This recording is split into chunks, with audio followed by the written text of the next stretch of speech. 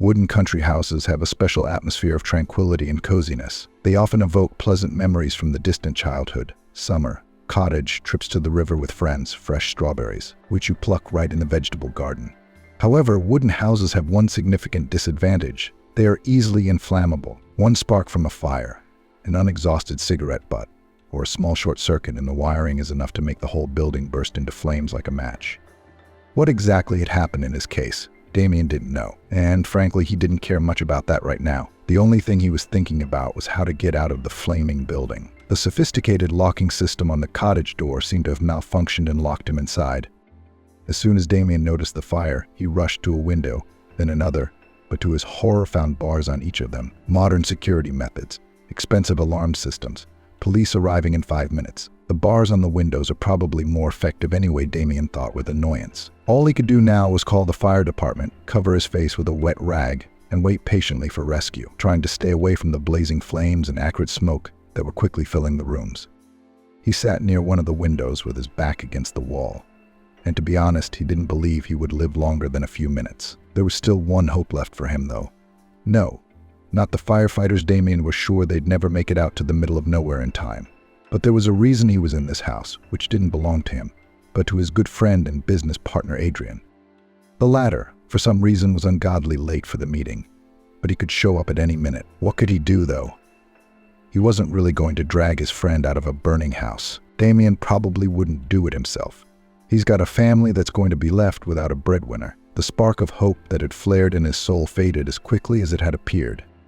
Now all of Damien's thoughts turned to his family, or rather, his daughter. She was an adult, but she still needed his help, his tutelage, his guidance, even though she would never admit it to herself. And who was it that made her so stubborn and willful? At the same time, she does not know how to handle money, neither to save, nor to invest, only to spend. It is clear that she is a woman. She needs all kinds of cosmetics, beautiful clothes, and some other things that he, due to gender differences, do not understand. But not in such huge quantities. All this is needed. Whether it was because of this, or for some other reason that Damien couldn't determine, his relationship with his daughter was unimportant. She'd become jumpy, sassy. Even as a teenager, she hadn't been this difficult. And now, apparently, they wouldn't be able to rebuild trust. Suddenly, a noise distracted Damien from his thoughts. The crackling of the fire kept him from listening, but he was sure someone was near the house. He wanted to shout, but realized he'd already inhaled the smoke, and his voice wouldn't listen to him. Then, with his last strength, the man drummed on the wall. Hopefully the people walking around outside will hear him and distinguish this sound from all the others, Damien thought. "Hey, is anyone out there?" came someone's unfamiliar voice from right above his head. Damien tried to answer, but only coughed convulsively. Apparently that was enough.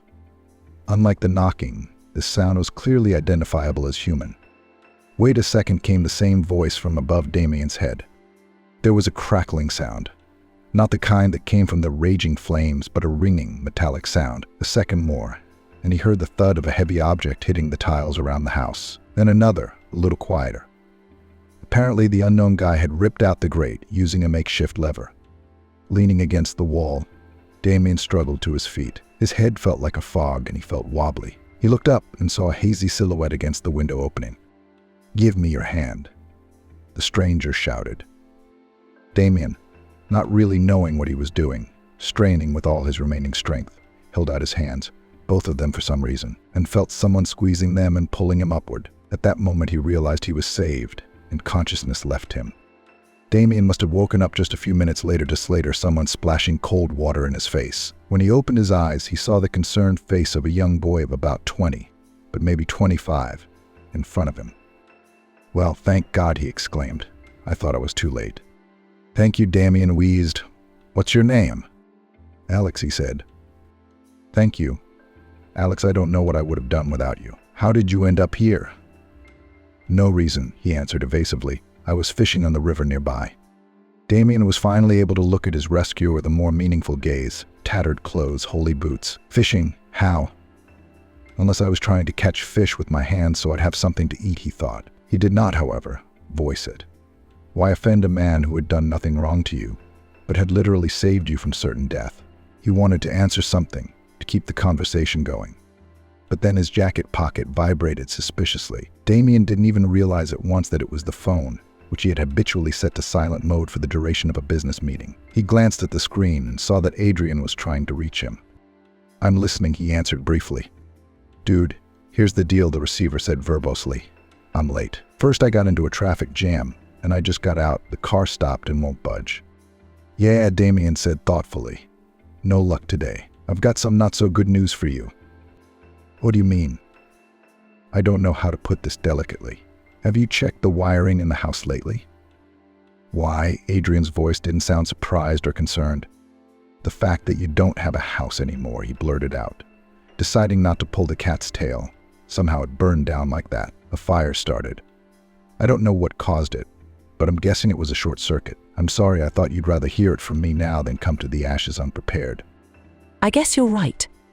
Wait for me, please. I'll try to get there as soon as I can." Damien hung up the phone and thought hard. Alex stood beside him, looking at him anxiously and seemingly searching for any signs of ill health. The businessman was struck by such concern from a complete stranger, who probably had enough problems of his own. Besides, he was still thinking about his daughter. But how to establish a relationship with her? How could he set her straight? Damien looked at Alex once more, and an idea that seemed strange but still made sense came to him. "Listen," Alex, he began cautiously. "I'm sorry to be blunt, but I can see you're not a rich man, to put it mildly. Probably in need of money and a place to live, aren't you?" "I won't take money," the boy said flatly. "I didn't bring you out here for that, did I? I'm not offering you money. Well, I mean, not for rescuing you. I have a business proposition for you." "What's that?" Alex became wary. "I see you're a good guy, kind. And I have a daughter, you know. In principle, she's not a bad girl either, but with a wind in her head, so I thought you might be a good influence on her. Are you trying to match me now?" "Well, that's a long way off, I suppose. But yes, I suggest you get to know her, talk to her, have a relationship, and then it's up to you." "You know, I think I called you an ambulance for a reason," Alex said skeptically.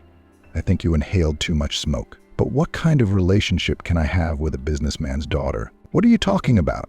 She won't even look at me." She will. Dress you up, comb your hair, you'd look so handsome. You don't need to tell her you're homeless. I'll rent you a car, pay your rent, and other expenses on top of that, for the movies. It'll be your job. You don't need a car, that's for sure." "I don't know how to drive," Alex answered. Despite the fact that he didn't like Damien's proposal, he seriously considered it. He didn't want to deceive the girl, but in his situation it seemed to be the only chance to get money and a place to live. He needed both, not so much for himself as for his ward. Alex knew that the street was a cruel, merciless place on his own skin. He was a young, energetic guy, quite capable of standing up for himself, but there were people here who could not boast such skills. One of them was Matthew, whom they had run into by chance a few years ago. Alex had just graduated from the orphanage and was barely grasping the basics of vagabond life. His new acquaintance was old enough to be his father, if not his grandfather. He never talked about how he ended up on the street, but the boy was sure that it was due to some fatal accident. Matthew was nothing like the typical vagrant. He didn't drink at all. He was pretty weak and often sick. Not exactly the best set of tools for surviving on the streets, especially since in this harsh world it is not customary to help each other. Quite the opposite. Other homeless people saw Matthew as a competitor. They could take away his food, all his money, and drive him away from the warm place he had found. Alex felt sorry for the old man, and he decided to take him under his care and protection. He helped as much as he could. To the best of his modest abilities, he got food and medicine. And to all those who were very interested, he explained that this man was his grandfather. Of course, that wasn't true. But it was a logical explanation for their strange union. "So you agree with everything else?" Damien asked slyly, snapping Alex out of his troubled thoughts. "Well, we could try," carefully he agreed. "That's great," the businessman hummed. "Well, I'll call a driver now. Go with him to the store. Look for some clothes, something decent. And I have to wait for my comrade. I'll take care of business, and we'll go straight to my daughter's." "Maybe I'd better stay with you," Alex asked timidly. "I don't understand anything about these fancy clothes. Maybe you can give me some tips." "It's a waste of time," Damien dismissed him. "It doesn't matter how fancy you dress. You're not a girl. The most important thing is that the clothes are new and expensive." With a heavy heart, Alex agreed. He didn't want to leave the businessman alone. He felt uneasy about him, as if he had a bad feeling about him. He didn't like the fire very much. It didn't look like the house had caught fire from inside because of faulty wiring or something else. Fortunately, his fears were not justified. As soon as he left the store, the driver informed him that the chief had just called. What's more, he had already made it home. His daughter was there too, and both were waiting for the arrival of the groom. Alex felt a strange shiver in his knees. This whole thing kept bothering him. He didn't like it, but there was no choice. As they pulled up to Damien's house, Alex marveled at its modesty. Sure, it was a large 2-story cottage with a very impressive lot, but he had expected something grander, a real mansion, like the aristocrats in the history books. It was how he'd envisioned the life of the rich. The sight of a large and well-built, but quite ordinary, no-frills house even somehow calmed him down, but it didn't last long. The door opened after his call, and a young girl appeared on the threshold. She looked not at the guests, but behind her back. "Daddy, I don't need you to bring any suitors to me," she said loudly. Alex realized this line was not really meant for his father, but for him. It was a warning. Don't get your hopes up, boy. I'm an independent girl, and there's nothing in it for you. Emily, please remember the rules of decorum. Damien's voice came from the back of the house. We have a very serious young man here. You're embarrassing him. The girl sighed and turned to face Alex. He mumbled some prearranged greeting, and their gazes met. At that moment, Emily smirked faintly, but he was stunned. He realized that he had seen her before, and that she recognized him too. He had extremely unpleasant memories of their first meeting. Look, what a guy! A shrill female voice rang in his head. What guy? Just standing there on the corner, some hobo. Emily gave him a scornful look. Several of her friends were with her. The whole company shamelessly stared at him, as if he was not a person at all, but some object of interior. However, Alex suspected that in their picture of the world it was true. So what if he was a tramp? Said one of the girls with a laugh. But he's cute. Would you kiss him, Emily? Emily looked at him again, her expression unchanged. Why would I do that? She asked. Her friends began to answer her question, laughing and throwing snide glances at Alex, who was blushing. He was no longer listening to what was going on. Instead, he tried to get away from where he was standing as quickly as possible. And now that very same girl was standing on the doorstep of Damien's house. She was the one he had come to pretend to be a rich and promising fiancé. And naturally, he was immediately exposed. He could tell from her smirk, from her surprised and mocking look, that she, too, remembered the incident. But Emily, surprisingly, did not pretend to know him. She felt sorry for the poor guy. Or maybe it was guilt. Or maybe she just didn't want to cause another scandal with her father. Anyway, she calmly extended her hand to him and politely introduced herself. Alex answered her in the same way. Together they went into the hall, where Damien was already waiting for them at the festively set table. A casual small talk ensued. In the end, the older man either got tired or decided it was time to leave the young people alone. Either way, he bowed politely and headed upstairs to his room. At the same moment, a friendly smile fell from Emily's face. She listened warily, and when she caught the sound of the door closing, she was furious with Alex. What kind of circus are you running here? I can understand, father, but what are you doing here? Don't you have anything better to do? Emily asked. The boy looked at her dumbfounded. It wasn't that he'd expected a warm welcome, but this sudden change of tone had thrown him off balance. He never would have thought it was possible to fake it so well, and even almost believed in Emily's benevolent attitude. Alex was embarrassed. He didn't know how to approach the main thing. After all, it wasn't just for the money that he'd agreed to Damien's offer. There was another reason, more serious and sinister. He saw Emily as his ally in the predicament he was in, but how could he convince her of that? Look, I'm going to get off to an awkward start. I apologize both for this, as you put it, circus, and for what I'm going to tell you next. Alex began. But I can't not do it. Your father is in serious danger, and I don't know how to help him. That's why I agreed to the adventure. I thought you could do it. Okay, wait, Emily interrupted him. What kind of danger are you talking about? Let's start from the beginning. I don't understand. You see, it seems that they wanted to kill him. And not just wanted to kill him, but tried to kill him, Alex answered. I overheard a conversation between two people who wanted to get rid of their business partner, and in a rather harsh way, burned alive right in the country house, where the negotiations were to be held. Allegedly an accident. Emily listened to him with a mixture of disbelief and horror, but did not interrupt him again. I heard everything, the date and the time, so I went to this very house today, only I was a little late.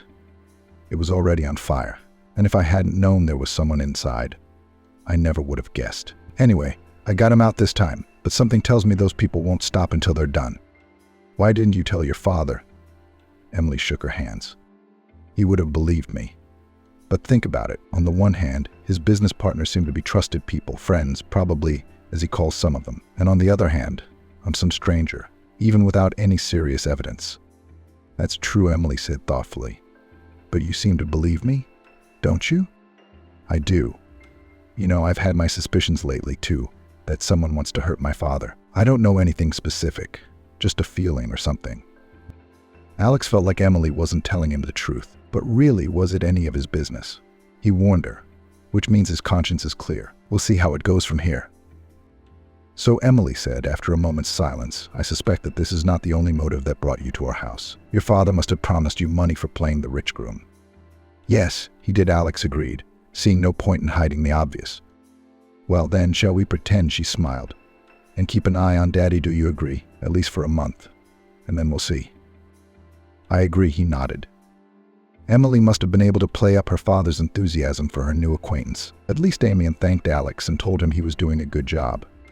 He nodded curtly and asked about the promised apartment. I've already taken care of that, Damien replied, satisfied. Here are the keys, the address. Thank you, Alex tucked everything into his pocket embarrassedly. He was very embarrassed to accept such gifts, and he would have done fine without them himself. Except that Matthew had been sick again lately, and it would be better for him to be warm and cozy.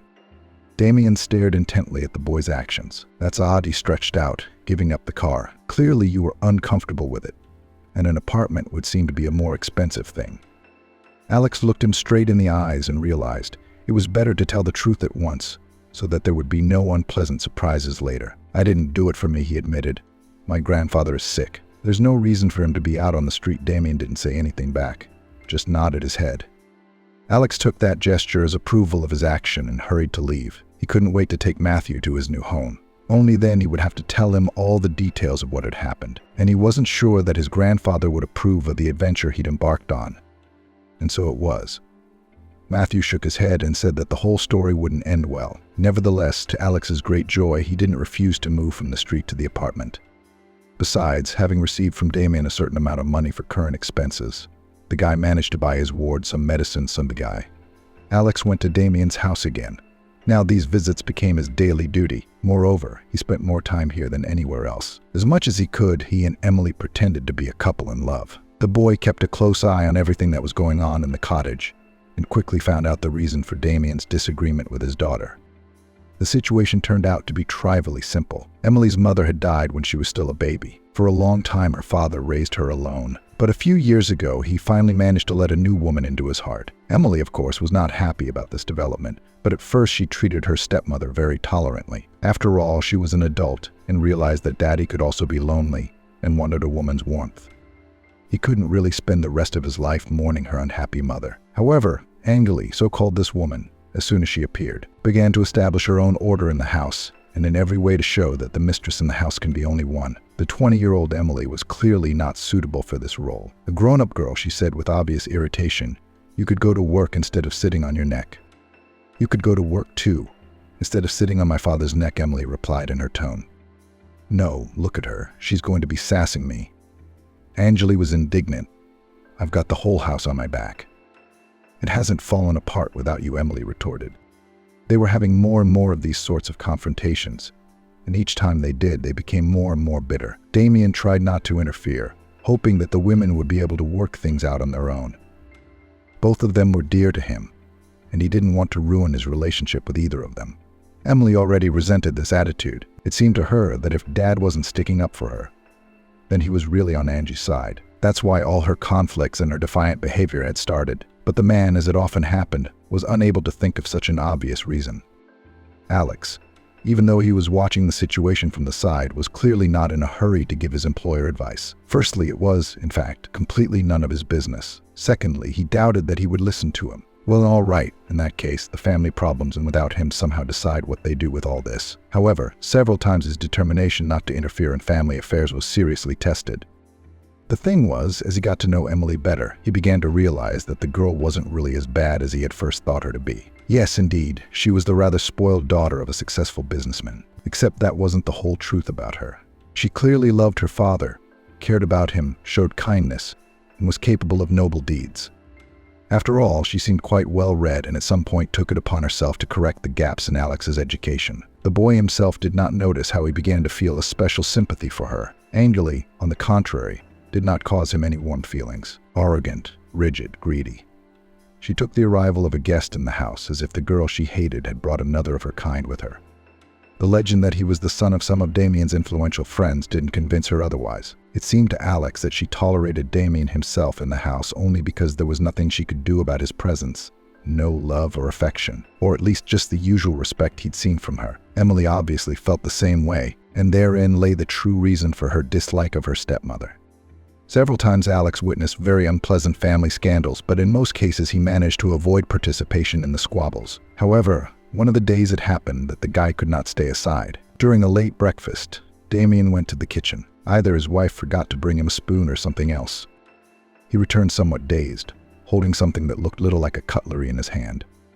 "I found this in the trash," he informed the audience, showing off the mysterious find. For a few seconds, Alex couldn't figure out what he was looking at, but then he realized it was a pregnancy test, and 2 stripes were clearly visible on its surface. So it was positive. He glanced at Emily, but she only looked dumbfounded. She shook her head. Her father's attention turned to her as well. "How do you explain that?" he asked. "I'm surprised," the daughter replied. "It's not mine." "Well, it is," the stepmother caustically inserted. "It was some stranger who broke into our house to do a test here, throw it in the trash, and then quietly go about her business." Actually, Emily blurted out, "I'm not the only woman in this house." How hard it is to believe that sometimes, but there was no point in me hiding the pregnancy. Unless, of course, it happened, Anjali parried. Emily, Damien repeated, raising his voice slightly. "Stop breaking the comedy. Who's the baby by?" He glanced suspiciously at Alex. He wasn't sure how to respond, but at least he was sure he had nothing to do with anyone else's pregnancy. "Once again, for those of you who are particularly gifted, it's not my test. And I'm not pregnant." Emily cut him off. Damien Alex began cautiously. "I think Emily is telling the truth." "I'm the boss at home," Damien shouted openly. "I'm not paying you to think something, and I'm certainly not paying for my daughter to have children by who knows who. Not by you?"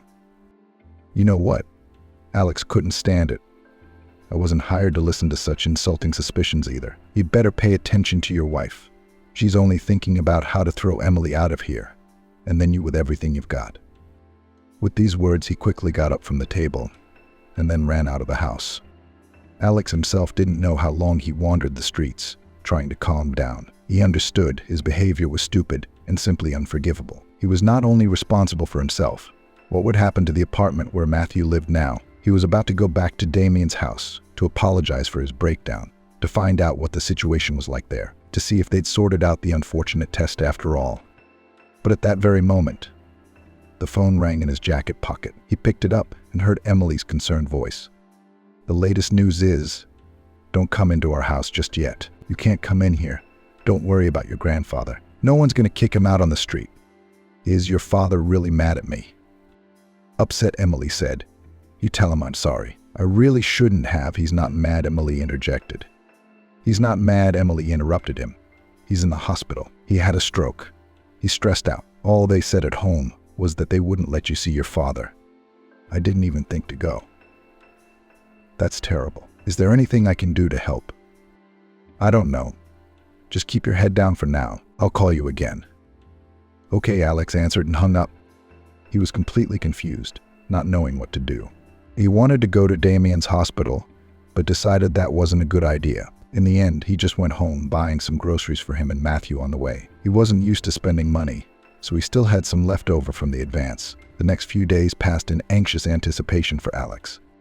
Emily didn't call again. Must not have had any news for him. At times it began to feel like all the recent events were just an obsession. The strange dream, bad in places and good in places. Giving up the habit of wandering the streets was harder than Alex thought when he was in the apartment. The walls felt like they were pressing on him all the time, and he wanted fresh air, so he often went for walks, spending a lot of time out of the house. If it wasn't for Matthew, he would hardly go back there at all. And on one of these walks, a couple sitting at the table of a street cafe caught his attention. They were discussing something heatedly, interspersing their talks with kisses, which were on the edge of decency. Alex didn't even immediately realize why exactly they interested him. He was about to pass by, but then the woman turned to him so that he could see her face properly. It was Anjali. That's when Alex realized that he knew the man too. He'd seen a glimpse of him when he'd driven away from the unfortunate burned house, but it was unlikely he'd ever be able to forget. It was all becoming clear. This was the same friend and companion of Damien's that had tried to burn him alive. Without a second thought, the guy pulled out his cell phone and dialed Emily's number. "I have news for you, and I'm afraid it's not very pleasant, but expected," he said. "Oddly enough, I have some for you too," the girl retorted, "but let you go first." He told her of the scene he had observed just 5 minutes ago. "Wow," Emily exclaimed. "You wouldn't believe it. Anyway, I've been thinking about how to make Daddy feel better, and I decided I should bring him a note from the clinic that I'm not pregnant so he'd at least stop worrying about it. Anyway, the doctor informed me that it turns out my stepmother is expecting the baby."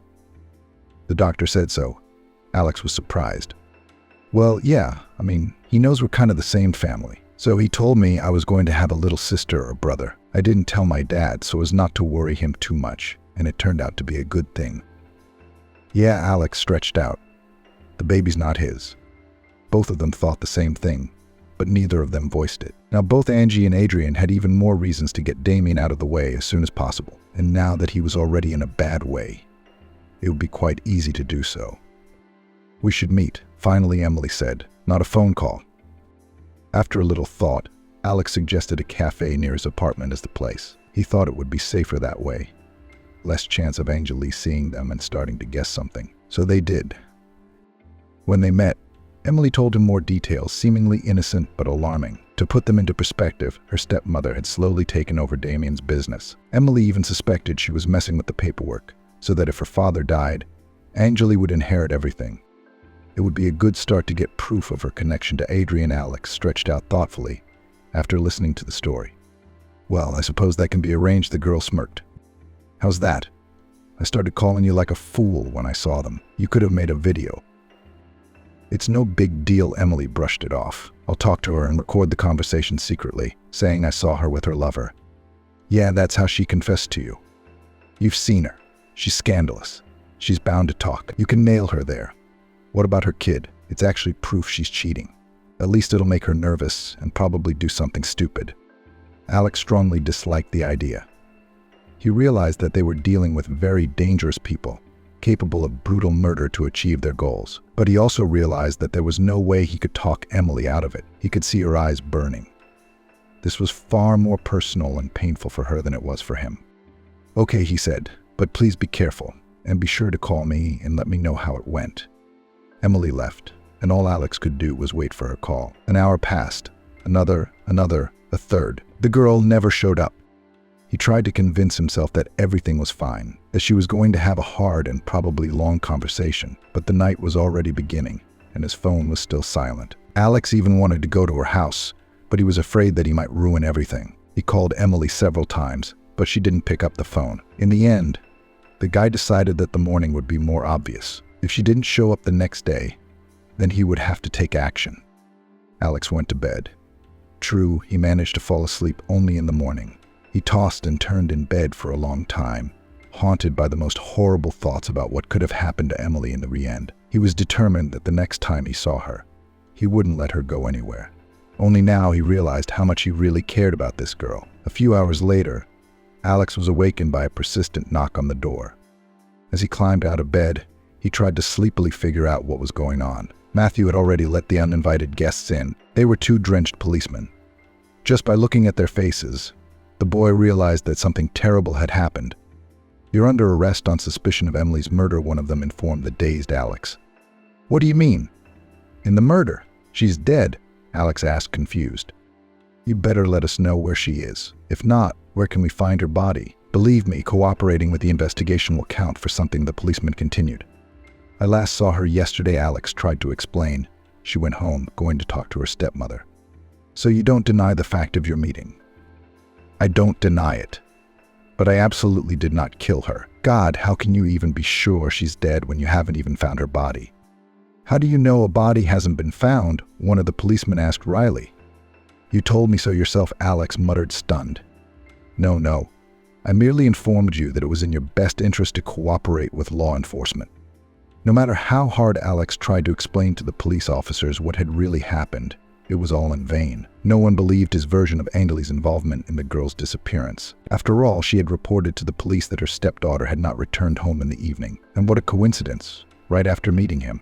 She must have told them a lot of other things. No one told Alex, of course, but they looked at him like a criminal, and he was well aware that the situation was hopeless. All he had was his word against Angeli's. Realizing all this, Alex finally collapsed and without objection allowed himself to be taken to the holding cell. Emily is missing. Damien is in the hospital after suffering a heart attack. There was no one to stand up for him and get out of this situation on his own. The kid didn't stand a chance. Matthew understood his situation. However, unlike Alex, he was still free and could do something. He didn't think for long. He saw Damien's intervention as the only salvation for everyone. As much as not to disturb a sick man, there was nowhere to go. He went straight to the hospital. It took him a long time to explain to the doctors of the prestigious clinic that his case to an important patient could not be delayed. Naturally, no one wanted to let him into the room, until finally Damien Weller himself intervened, who was fed up with the persistent visitor. "Matthew Viktorovich," he muttered in surprise when he saw the entrant. "Is it really you?" "It's been a long time since anyone has called me that," the visitor retorted. "You must have taught at my place." "How so?" "5th through 9th grade. Damien, remember?" "I do, of course. How could I not recognize you? You've come a long way." "I'm the opposite, you see. I've given up. My own kids kicked me out of the house, but that's not why I came to see you." "There'll be time to share the news. Alex is in trouble. Are you Alex's grandfather?" "Yes, I am his grandfather. Even though he calls me that. But then again, that doesn't matter. You listen to me, Damien. I'm just warning you. You're going to have to worry in the course of my story. I didn't want to disturb a man in this state, but there's no other way, and Matthew told his former student the whole story that he knew from Alex's words. How Adrian had contacted Angeli, and how they had plotted to kill Damien, how Alex and Emily had tried to stop them, how the girl had ended up missing and the guy had been taken to the station on suspicion of her murder. "We'll figure it out," Damien replied succinctly. There was no telling how he felt at that moment. Did he believe it? How disturbed was he by his grandfather's story? Matthew watched his face anxiously, but he couldn't tell what effect the story had had. The only thing that was clear to him was that the patient clearly wanted to be alone. Hastily saying goodbye, he left the room. It took the businessman some time to comprehend what he had heard, and then he began to act. The first thing he did was to call a private detective he knew, sending him to follow Angeli. He was sure that if she really had a connection to Adrian, it would come out pretty quickly. After all, now they both must think they had nothing more to fear. In a surprising way, what had happened had worked like medicine on Damien. It seemed like it should be the opposite. But the thought that he was the only one who could figure it all out gave him strength. After a week, the attending physician stated that he could go home. At the same time, the first results of the surveillance appeared. The detective discovered even more than Damien had expected. He managed not only to discover the connection between Angeli and Adrian, but also to record the conversation between the lovers, who, without shyness, discussed their future plans. The conspirators were arrested, and the same day the police had to release Alex with apologies. And soon Angeli began to testify, trying to blame all the blame on her lover. Among other things, she confessed that that fateful night Adrian lured Emily to some cliff above the river allegedly to talk and pushed from there. For all the atrocities committed and planned, the couple was now facing severe punishment. But Damien was not happy about it. He had lost his daughter, his friend, and his wife all at once. His teacher was the only thing keeping him alive, regularly coming to visit and distracting himself from his grief with long conversations about the past. Alex could not accept the idea that Emily was gone. He didn't show up at his apartment or Damien's house. Days and nights, almost without sleep, he searched for the missing girl in the vicinity of the place where the crime was committed. He believed that one day he would find her. One day Alex stumbled upon some hut on the bank of the river, completely abandoned by the look of it, except that there was smoke coming from the stovepipe. Not hoping for anything, he knocked on the door. Maybe the inhabitants of this place had seen something? No one opened the door for a long time. No wonder, for it was unlikely that those who had settled in the middle of nowhere would welcome visitors. But finally the door opened. Alex couldn't believe his eyes. On the threshold stood a guy, apparently about his age. He had the distinct feeling that he was looking in a mirror. The same facial features, the same sharp cheekbones, the same square chin, the same cut and color of his eyes. "It's like a long-lost twin brother. It can't be," Together they exclaimed. The stranger's voice, too, was very similar to Alex's own. The boy was still unable to recover from the new shock that had descended upon him. He was looking for some explanation of what was happening, but he couldn't find it, and as if that were not enough, from somewhere in the depths of the hut, a girl came out limping, leaning against the walls. Her face was disfigured with terrible wounds. However, Alex could not recognize her. Without any doubt, it was Emily. She was not very healthy, but she was definitely alive. She splashed her hands and threw herself into the guy's arms. At that moment, he seemed to lose his senses for a while. At least Alex clearly remembered how he stood in the doorway, looking at his reflection, how Emily appeared and shrieked, rushing to him. And the next memory, he was already lying on something hard, on a bench, as it turned out. The landlord and his guest were bent over him, apparently trying to bring him to his senses. "Don't get up," the lad warned him, "or you may faint again." "Yeah, I think I can do that without getting up," Alex retorted in a hoarse voice, jokingly. "That's good." The stranger turned to Emily. "So he'll live." What's going on here anyway?" "Well, where to start?" the landlord pretended to wonder. "Well, let's put it this way. My name is Nicholas, and by the looks of it, you're my twin brother. Believe me, when Emily mistook me for you, I was just as surprised, but I've had time to get used to it. Besides, I knew you existed before. You've had a rough time of it too, I see, but actually better than me. I was adopted when I was a baby. I had a good family that gave me a great education and gave me a pretty solid start in this life. I even had a business. Only it's all in the past. Apparently I wasn't very careful with my business, found some irregularities, and went to jail." "And what? Released in the end?" Alex asked warily.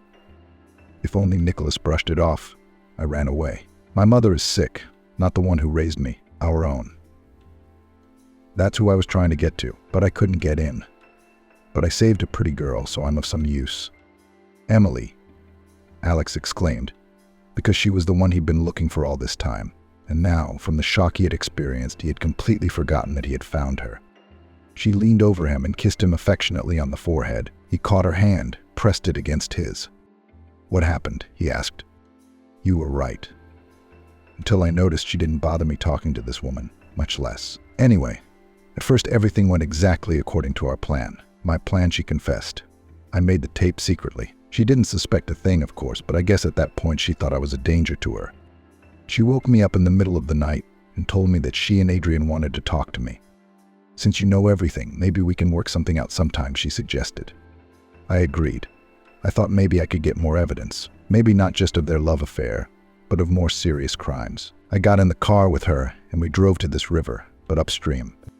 There are some very steep banks there. Adrian wasn't there, by the way.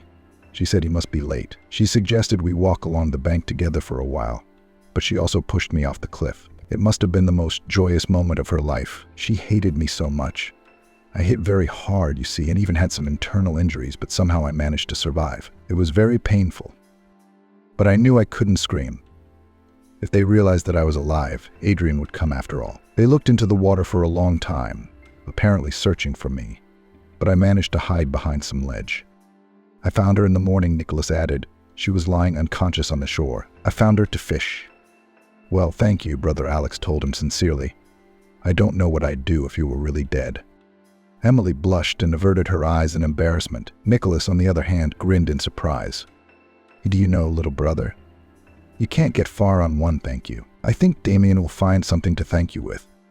"No, Damien won't help in this case," Nicholas shook his head. "What are you going to do? Go to my mother's instead. Just don't mention the prison or the cabin. Let her think I'm doing fine. Tell her business won't let me come for a while." "Okay," Alex agreed. Then he called Damien and delighted him with the news that his daughter had been found alive and almost healthy. The businessman sent an air ambulance helicopter to pick up the entire company. Emily was immediately sent to the hospital. But Nicholas, convinced that the mother is in good hands, went straight to the police to surrender. Alex fulfilled his promise and a couple of days later went to his mother, whom he had never known. He kept wondering, how would this meeting go for him? How would he feel? Would she be happy that there was a second son? Preoccupied with such thoughts, the guy stood in front of the cherished door for a long time, still hesitating to press the bell. There was no telling how it would end. Maybe he would leave to fulfill his promise some other time. He wasn't quite sure he was ready for this meeting. But then the door opened on its own. On the threshold he saw a woman. She could hardly be called elderly. but a hard life had taken its toll on her appearance. "Nicholas," she exclaimed, "he's here, son. I wish you'd given me a little warning. And I haven't even got anything for tea. I was just going to the store." "Sorry," I said quietly. "I'm not Nicholas. I'm Alex." "Alex," she took a step back, tears welling up in her eyes.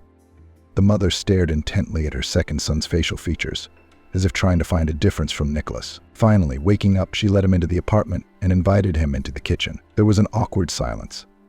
After a few minutes, Alex still dared to speak. "Nicholas and I met by chance. He told me to tell you that he's very busy, but he'll definitely visit you as soon as he can." His mother was silent. Tears were streaming down her cheeks. She could not bring herself to raise her head and look at her son.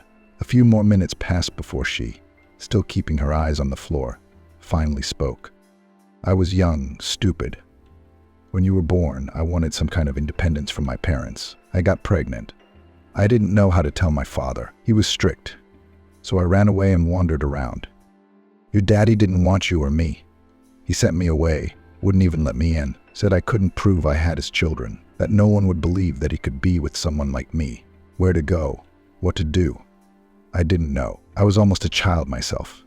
But I couldn't have another one on top of that, and then it was just a scare. You had two. I didn't know what to do with one. I panicked. I left you at the hospital. I'm sorry, son, even though I don't know. You would have been better off with me."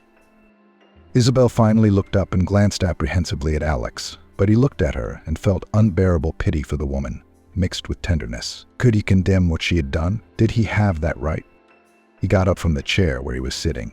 He went to his mother and hugged her tightly. She responded to his embrace and burst into tears. So they sat in silence, interrupted only by occasional sobs. Isabel was the first to speak. "Nicholas found me. He told me he was adopted by rich people, and everything worked out well for him. Retired businessman. You probably know that yourself, but I didn't need two kids. So you're out of luck. You could have had either one of the two. You were just babies back then. Tell me, how did your life turn out?" Alex vividly remembered life in the orphanage. Cruel jokes of his peers, overly strict teachers, strict and rather meaningless daily routine. He remembered how excited he was about graduation day and the fact that he would finally have a place of his own. Yes, a small house somewhere in the middle of nowhere, but it would be his alone. He didn't live in that little house for more than a week. Wooden houses are great, except they burn too well. You mess with the stove, and that's it. Welcome to the streets, to a new homeless life. It's your own fault if you didn't take care of the housing you were given. That's all you get. Then he met Matthew. Grandpa was, of course, strange and infirm, clearly in need of care and support. But with his appearance, Alex felt for the first time in his life that he was not alone. And further on, such events began that he could not have imagined. And for all their unusualness, they helped him to find the girl he loved, and now also his brother and mother. "I stayed in the orphanage," Alex answered. "But now I'm doing well too, and I don't blame you for anything. Mom, I'll visit you, just like Nicholas did." They talked about everything for a long time, until finally Alex was going home. He would have stayed longer, but there were things to do in his hometown. He had to visit Emily in the hospital. He had to keep an eye on Matthew. And Damien was asking for some help. Besides, the guy was determined to get to the bottom of his brother's case and get him out of jail if possible. What am I guessing? Guess is not the right word. It's Adrian again. Probably started out with lesser crimes, and then he got a little cocky with his own impunity. It was another 6 months before Alex and Emily finally decided to get married. Of course, their wedding was attended by everyone close to them. Nicholas and his mother, Damien and Matthew. All of them were sincerely happy for the young. But most of all, of course, the newlyweds themselves were happy. Entering a new happy life. Alex did not forget his ward. The apartment where they had been living for the last time was bought by him and completely given to Matthew. And he, feeling the taste of normal life again, thought about returning to his favorite job. Despite his advanced age and some health problems, he remained quite alert and his brain was working as well as ever.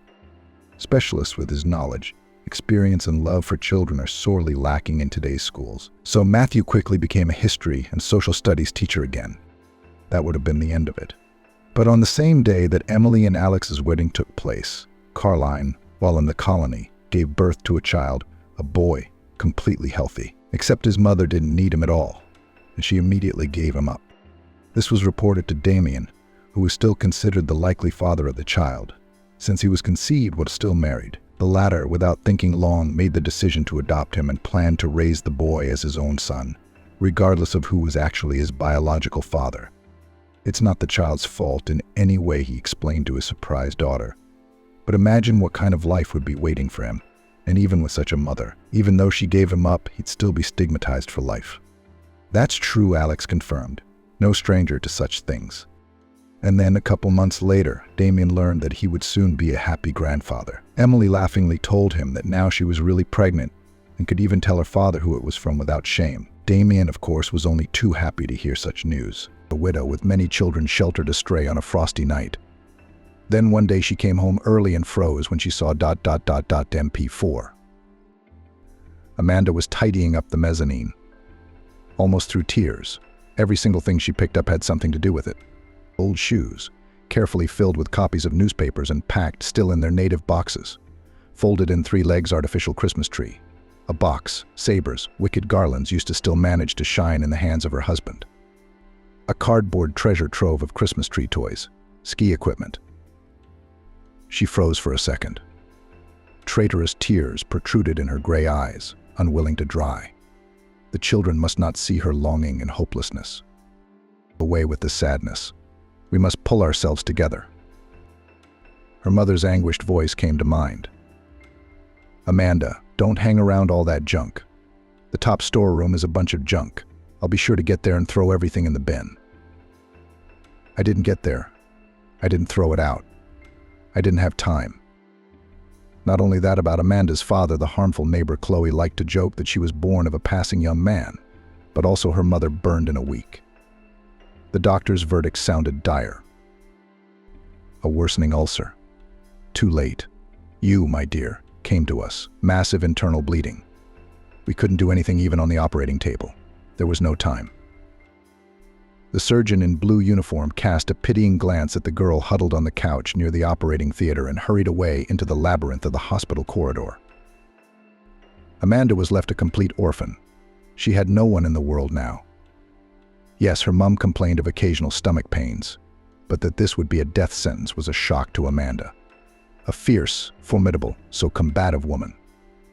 She seemed to show her power to everyone around her. Healthy, her daughter was pulling her own hump until she was 20. Almost brought her up and taught her. In the yard of their old 5-story building, she managed to keep order. First as the best in the whole neighborhood janitor, then in the role of manager, head of housekeeping. So in all hypostasis, she proved herself that all superiors were always calm in this house. Neither tenants nor electricians nor plumbers are not amused. Joyce will bring them all to their senses in no time. They'll be walking like silk. Mother was a self-taught intellectual with a high school education. She spent all her spare time reading books. The library in the neighboring house diligently sowed reasonable, good, eternal in the masses. She wrote and expressed her thoughts competently. In life, you cannot say that from the janitors appointed by the chief of the yard was inept. Household needs knew by heart. The entire large team of housekeeping on her literally prayed. She got a 2-room flat at the place of her work only 5 years ago. Before that, she lived in a servant's room for janitors with her daughter. And when a lonely old woman died on the ground floor, she was given a flat for her many years of endeavor. Now Amanda got the flat. The girl finished school well, easily entered the Pedagogical Institute, dreamed of teaching children Russian language and literature. When Joyce died, she had just finished her 4th year. Ahead of her was an internship at the school, and then the defense of her diploma. The only thing she didn't know was what to live on now. How was her mom going to make ends meet on her small salary? And she also dressed her daughter decently. It was a mystery to Amanda. The stash in the bookcase of the metal sesame box ran out almost immediately. At least the tenants contributed to the funeral expenses. The rest was taken care of by the communal workers. After sitting for a month on cereals, pasta, potatoes, and tea and sugar, as Joyce always used to stockpile food from her salary, Amanda realized that she needed to find a job. She wouldn't last long without a new injection of cash. In a month's time, she would be starting her 6-month teaching internship. That meant she would only be able to work in the evenings. How not to remember where many successful businessmen and film stars started their careers? The answer lay on the surface: a waiter in some cafe or bar. A suitable place was found surprisingly quickly in the beer bar favorite, making money on broadcasting sporting events with beer drinks and light snacks. The waitress had just quit. The perky, fast-talking girl had run out of patience. And all because of the fact that the audience in the hall, with a huge TV set on the whole wall, showed emotions in a peculiar way about scored goals or missed goals. In a burst of joy, some red-haired guy would pour the rest of his beer directly into a round hole in the center of the table and float a small coin in it. Another would roughly kick a waitress passing by a table with a full tray. A third one would push the table, jump up angrily and start walking in circles around other tables, not allowing the employee with the next portions of foamy drink to move freely around the hall. The manager of the establishment saw this disturbance, but their bar was on the outskirts of the city. Its contingent was made up of local laborers. They did not seriously damage the property. They would make some noise and then go home peacefully. Even fights happened only a couple of times and ended in the beginning with a couple of slaps without serious damage. Amanda was told about the vacancy in the bar favorite by her neighbor Chloe, who knew all the news in the district before the district police and grandmothers at the entrance. She caught the girl in the entrance and snidely whispered in her ear, "Amanda, I thought you were looking for a job, not Dusty. Well, I got you a job, Sebastian. You know his bar, the favorite? He's got Jenny who's off shift today. Go and have a chat with him. He's a nice bloke, he won't hurt you." Sebastian greeted Amanda with the clinking of glass beer mugs. There was muffled whispering in the huge place, as the dishwasher and the cleaning lady talked to each other. The latter had just scrubbed the floor to a perfect shine, but curiosity got the better of her. Where did Sebastian go? Does he think that an hour before opening he'll find some idiot from the street to take the place of a waitress? Only nobody wants to put up with this drunken crowd. I told him to take my apprentice as a waitress, but he said no. He said she was old. Where have you seen a woman at 47 years old being written off? Let her suffer now without a waitress. Eva also joined the conversation. Oh, you're right. I offered him my sister Jacqueline as a waitress, and she's only 40. But he refuses. He only wants a younger girl for our hot guy customers, so that she makes their blood boil, as if they were waitresses. Was that a good thing? She was always carrying those mugs around with a sour face. She's got a husband at home, so why make eyes at someone else? Behind the wall, two young guys were nimbly taking pizza dough out of cardboard boxes, then pushing them into a large oven. Sebastian's new acquisition and pride is a special pizza oven. The purchased dough bases were smeared with mayonnaise and then toppings were placed on them either with sausage, or with fish, or simply with grated cheese. Jacqueline and two of her fellow students worked at the favorite bar. They were on an apprenticeship from culinary school. Sebastian didn't have a big kitchen. For hot meals, pizza from the oven at most. For snacks, an endless amount of pre-packaged snacks and industrial products, dried smoked fish, chips, dried calamari, spiced nuts, cheeses, sliced smoked sausage for toast and bread, breadcrumbs with salt and pepper. It's impossible to list everything. The bar didn't bother with plates, forks, spoons. The customers included all the disposable plastic utensils they used in the bill. Another thing, beer mugs.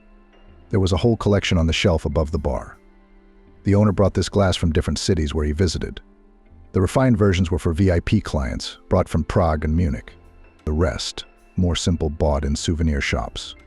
It was in such an environment that Sebastian met Amanda for the first time. In the beer bar for sports fans, there was not yet a single bartender out of the 3 bartenders working here. They will be here by the beginning of the shift.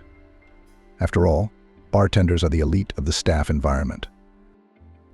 The girl climbed the stairs, pushed the door open with determination and froze, adjusting her eyes to the semi-darkness in the huge room. All those present turned their heads towards the open doorway, like statues. In front of them stood a young girl of medium height, a fine figure, an inquisitive look of dark gray eyes, a russet fluffy ponytail of hair carelessly gathered, a little pulled down because of a bright hairpin. Light summer jeans, a t-shirt with an intricate print, light white trainers on her feet. That's pretty much the whole portrait of the stranger. "Good afternoon," Amanda said in a ringing voice. "Can I see Sebastian?" "What do you need him for?" Eve answered cheerfully. "He's not here now. He's away on business. And I'm in no hurry. For me, it's either work or he's gone." Amanda grinned. "How so?" The women were as curious as magpies. If I don't get a job here, tomorrow I'll go to the world with a bag, Amanda explained calmly. And there was so much bitterness in her words that EVA and her companion forgot all the barbs, choked and stared at the girl in expectation of confession. And Jenny and the boys pulled themselves up, all craning their necks to hear better. I'm not going to tell you much, my dears, Amanda continued. I became a final orphan a little over a month ago, a student of pedagogical university. I have to go to practice in the mornings, and my scholarship is only to pay the rent and buy bread and milk, nothing more. I live 2 blocks away. If your boss hires me, I'll try not to let anyone down. At the sound of the door opening again, all heads turned simultaneously. Sebastian himself squeezed into the place, again with a cardboard box in his hands. Sebastian, did you bring new glasses and mugs again? Eva called out to him in a friendly manner. They had known each other for years. Once in their youth, EVA had been behind the counter in his first beer bar since the Soviet times. Then she'd given up, grown old. But she didn't want to part with her Sebastian. So they followed the boss from bar to bar, until they organized everything here from scratch, having taken over the old diner from the negligent owners. EVA scrubbed and dusted every inch of the hall on her elbows and knees. Everything around shone with cleanliness and newness. Immediately after the opening, people started to come to the favorite. A penny dripped into the cash register. Her kind Sebastian blossomed and fussed. Come in, Chief, this time his faithful assistant said. While you were traveling, we found a new waitress. Intelligent, not like me, but a good girl. We've already interviewed her. She's a good fit, so we're going to take her on tonight and test her out. And we'll see what's what. Let's get Jenny and Jenny working four-handed. And so began Amanda's first day of work, which determined her future. By the beginning of her pedagogical practice, Amanda had already mastered the favorite bar so well that the rest of the staff thought they had seen this noisy, always dissatisfied young lady. As if such an unpleasant girl had never worked in their home-like friendly team. Discipline suddenly settled down in the hall. The regulars didn't turn on the pretty Amanda with bad antics at all. And if someone tried to get handsy at first, the others looked at him in such a way that he felt sick. Sebastian only hummed approvingly. Evia soon gave her summary. Amanda's a smart one. Men can tell from a mile away that you can't lose with her. She's not rude, she doesn't sling mud, and she's not sticky. She works hard and takes care of her clients. 6 months flew by. Amanda fully mastered in the bar, deftly carried in her hands at the same time 4-liter mugs of foamy nectar. At the same time, she never familiarized herself with the guests of the establishment, clearly keeping them at a safe distance. The New Year holidays flew by like a comet across the starry sky.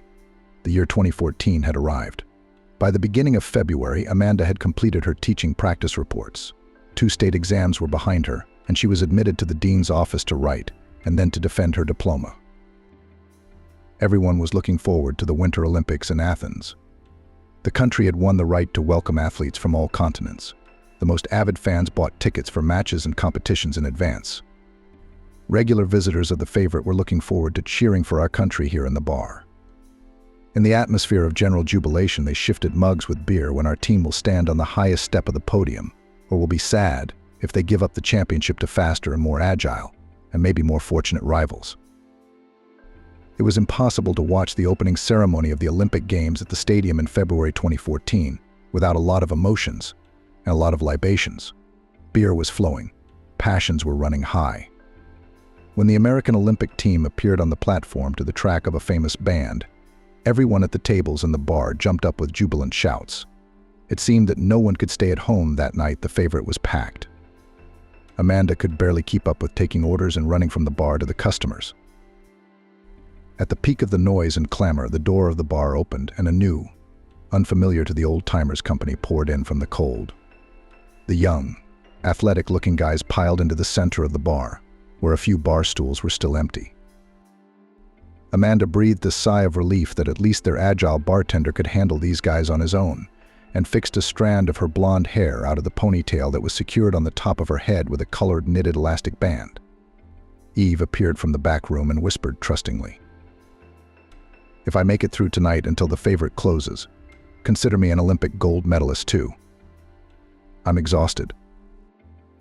The old cleaning lady winked at her conspiratorially. And look at the newcomers, they don't look like neighborhood natives at all. One is more beautiful than the other. I remembered a phrase from my favorite film, "Where did such a handsome man come from?" Eva laughed and Amanda turned round to look at the handsome strangers. Her attention was immediately drawn to one of the sturdy, trim guys. He was slowly sipping beer from a tall glass with a colorful emblem on the side and watching the action on the big TV screen. Even from a distance, it was obvious that he had dark brown eyes, almost like two glowing coals, and a short cut of dark, almost black hair. Good, Amanda thought to herself. I've forgotten when I ever paid attention to the male gender, and I'm only turning 21 in a couple of months. With my studies and my daily waitressing job at Sebastian's, I'm going to turn into an old maid or a blue stocking without a single sign of femininity so soon. As if overhearing her thoughts, the guy suddenly turned round and looked straight at her. Without averting his gaze for a few seconds, he smiled warmly, and only then replied to the guy sitting next to him. Since the car stalled, they took it to a service station. God told us to watch the Olympic opening ceremony here. Okay, Kevin, whatever you say, he replied. At least I got some warmth while we waited for the tow truck. I was freezing to death. They talked some more quietly and then ordered more beer. The evening was drawing to a close, and Amanda's shift was coming to an end. It hadn't been easy, but the opening of the Athens Olympics had been worth it. Everyone was in high spirits. Amanda had forgotten all about the guy who had caught her eye for a while, but somewhere in the heavens, fate had decided otherwise. When the Athens Olympic skiing competition fell on the schedule, he showed up at their bar, the favorite, but this time alone, without his mates, taking the far table in the corner. Gesturing for her to come over, he ordered a mug of non-alcoholic beer and a plate of peanuts, croutons, and squid rings. He kept his eyes on the screen while the skiing competition was on, and as he left, he suddenly asked Amanda a question. "What time do you get off work, Amanda?" Her name was on her jacket. "I'd like to walk you out, if you don't mind." "I don't mind." The waitress, who was already quite tired at the end of the day, looked embarrassed. Now she didn't care whether she had a decent appearance for socializing with a handsome man. She was surprised that the man she had turned her feminine attention to was the one who had returned to the favorite bar. "Your shift will be over in 40 minutes, Amanda said. "I'll be waiting for you in the car out front. Take it easy and get your work done." "I'm in no hurry." They drove the 2 blocks to her house in a minute. The streets were deserted at night. Only rare streetlights and the moon in the sky slightly illuminated the even rows of brick 5-story buildings and the bench at the entrance. They were silent, as if they had water in their mouths. The guy only said deftly when he opened the car door for her. "I didn't get a chance to introduce myself. I'm Kevin. I'm a ski coach. I'm supposed to be in Athens right now if it weren't for the Olympics. I'm still watching my favorite events on TV. My charges are small. Their victories are still ahead of them." We reached the flat, where Kevin had volunteered to escort her, in complete silence, like gorillas in the forest before an important mission. "I'm not asking for coffee," the man said, "although I would like a cup of this invigorating drink." "Why not?" Amanda agreed easily, having had enough of the loneliness of returning to the warmth of home after work, with only the old refrigerator humming quietly at its epicenter.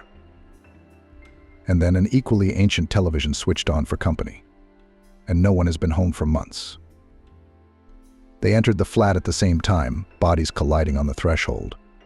Amanda had read in some novel before that there was such passion when sparks flew between a man and a woman. Now she saw the process in real life, and she even felt like she was electrocuted at the touch. "Amanda, let's switch to you," she heard Kevin's voice through the cotton wool in her ears and nodded in response. "Is that a Chinese god?" Kevin asked, pointing to a statue of some Asian goddess Joyce had given him a long time ago, and it was on the dresser. "I'm going to put the kettle on in the kitchen," he said. "I'm sorry, I'm just doing the housework. You're not looking so good. You're so tired after all that running around in the bar." 5 minutes later, 2 large cups of instant coffee were on the kitchen table. Nearby, fresh loaf and cheese sandwiches were calling for a snack. Amanda had just run to the shop for groceries before work. Kevin acted as if he'd been cooking dinner for the 2 of them for years, routine and familiar. After the meal, he quickly washed the cups over the kitchen sink and set them in the metal drying rack. He began to say goodbye. Checked out the furnishings in your house. Until the Olympics are over, I'll meet you from work every day, and then we'll see. He was a quiet man and a very reliable husband to Kevin. She had never known before what it was like to be behind an impenetrable stone wall. They got close after meeting each other lightning fast, without a long courtship, without a candy bouquet period of special romance. He became her first and only man. And so he remained so to this day. A year after they met, Terence was born, a curly-haired, Kevin like Terence, and 3 years later a fidgety and bully Molly. He and Kevin had already decided that with their common passion for alpine skiing they would stop for now. Marcus, however, as their thoughts had not been heeded, came crashing down like a snowball 3 years after Molly was born. What a terrible moment, Amanda often said after her husband's death. How can it be? Just yesterday a man was hugging you, whispering tender words in your ear, living side by side. Today he is gone. Back then, at the beginning of their married life, and later in between having children, Kevin and Amanda spent all their free time in the mountains waiting for the first snow, or seeing it off at the end of the season. Amanda has long since graduated from a pedagogical institute, but she never had the chance to teach school children the rules of spelling and love of literature. At the Olympic Reserve School, where her husband worked, there was a vacancy for a tutor for a younger group of hopeful kids who had come to their town from all over the country. Kevin's parents were medical epidemiologists. They went for the long dollar, hooked on the natives with all their caring hearts. Amanda sometimes joked that their eldest son, Terence, was curly-haired only because Kevin had flown to a distant continent to see his parents and caught a local virus.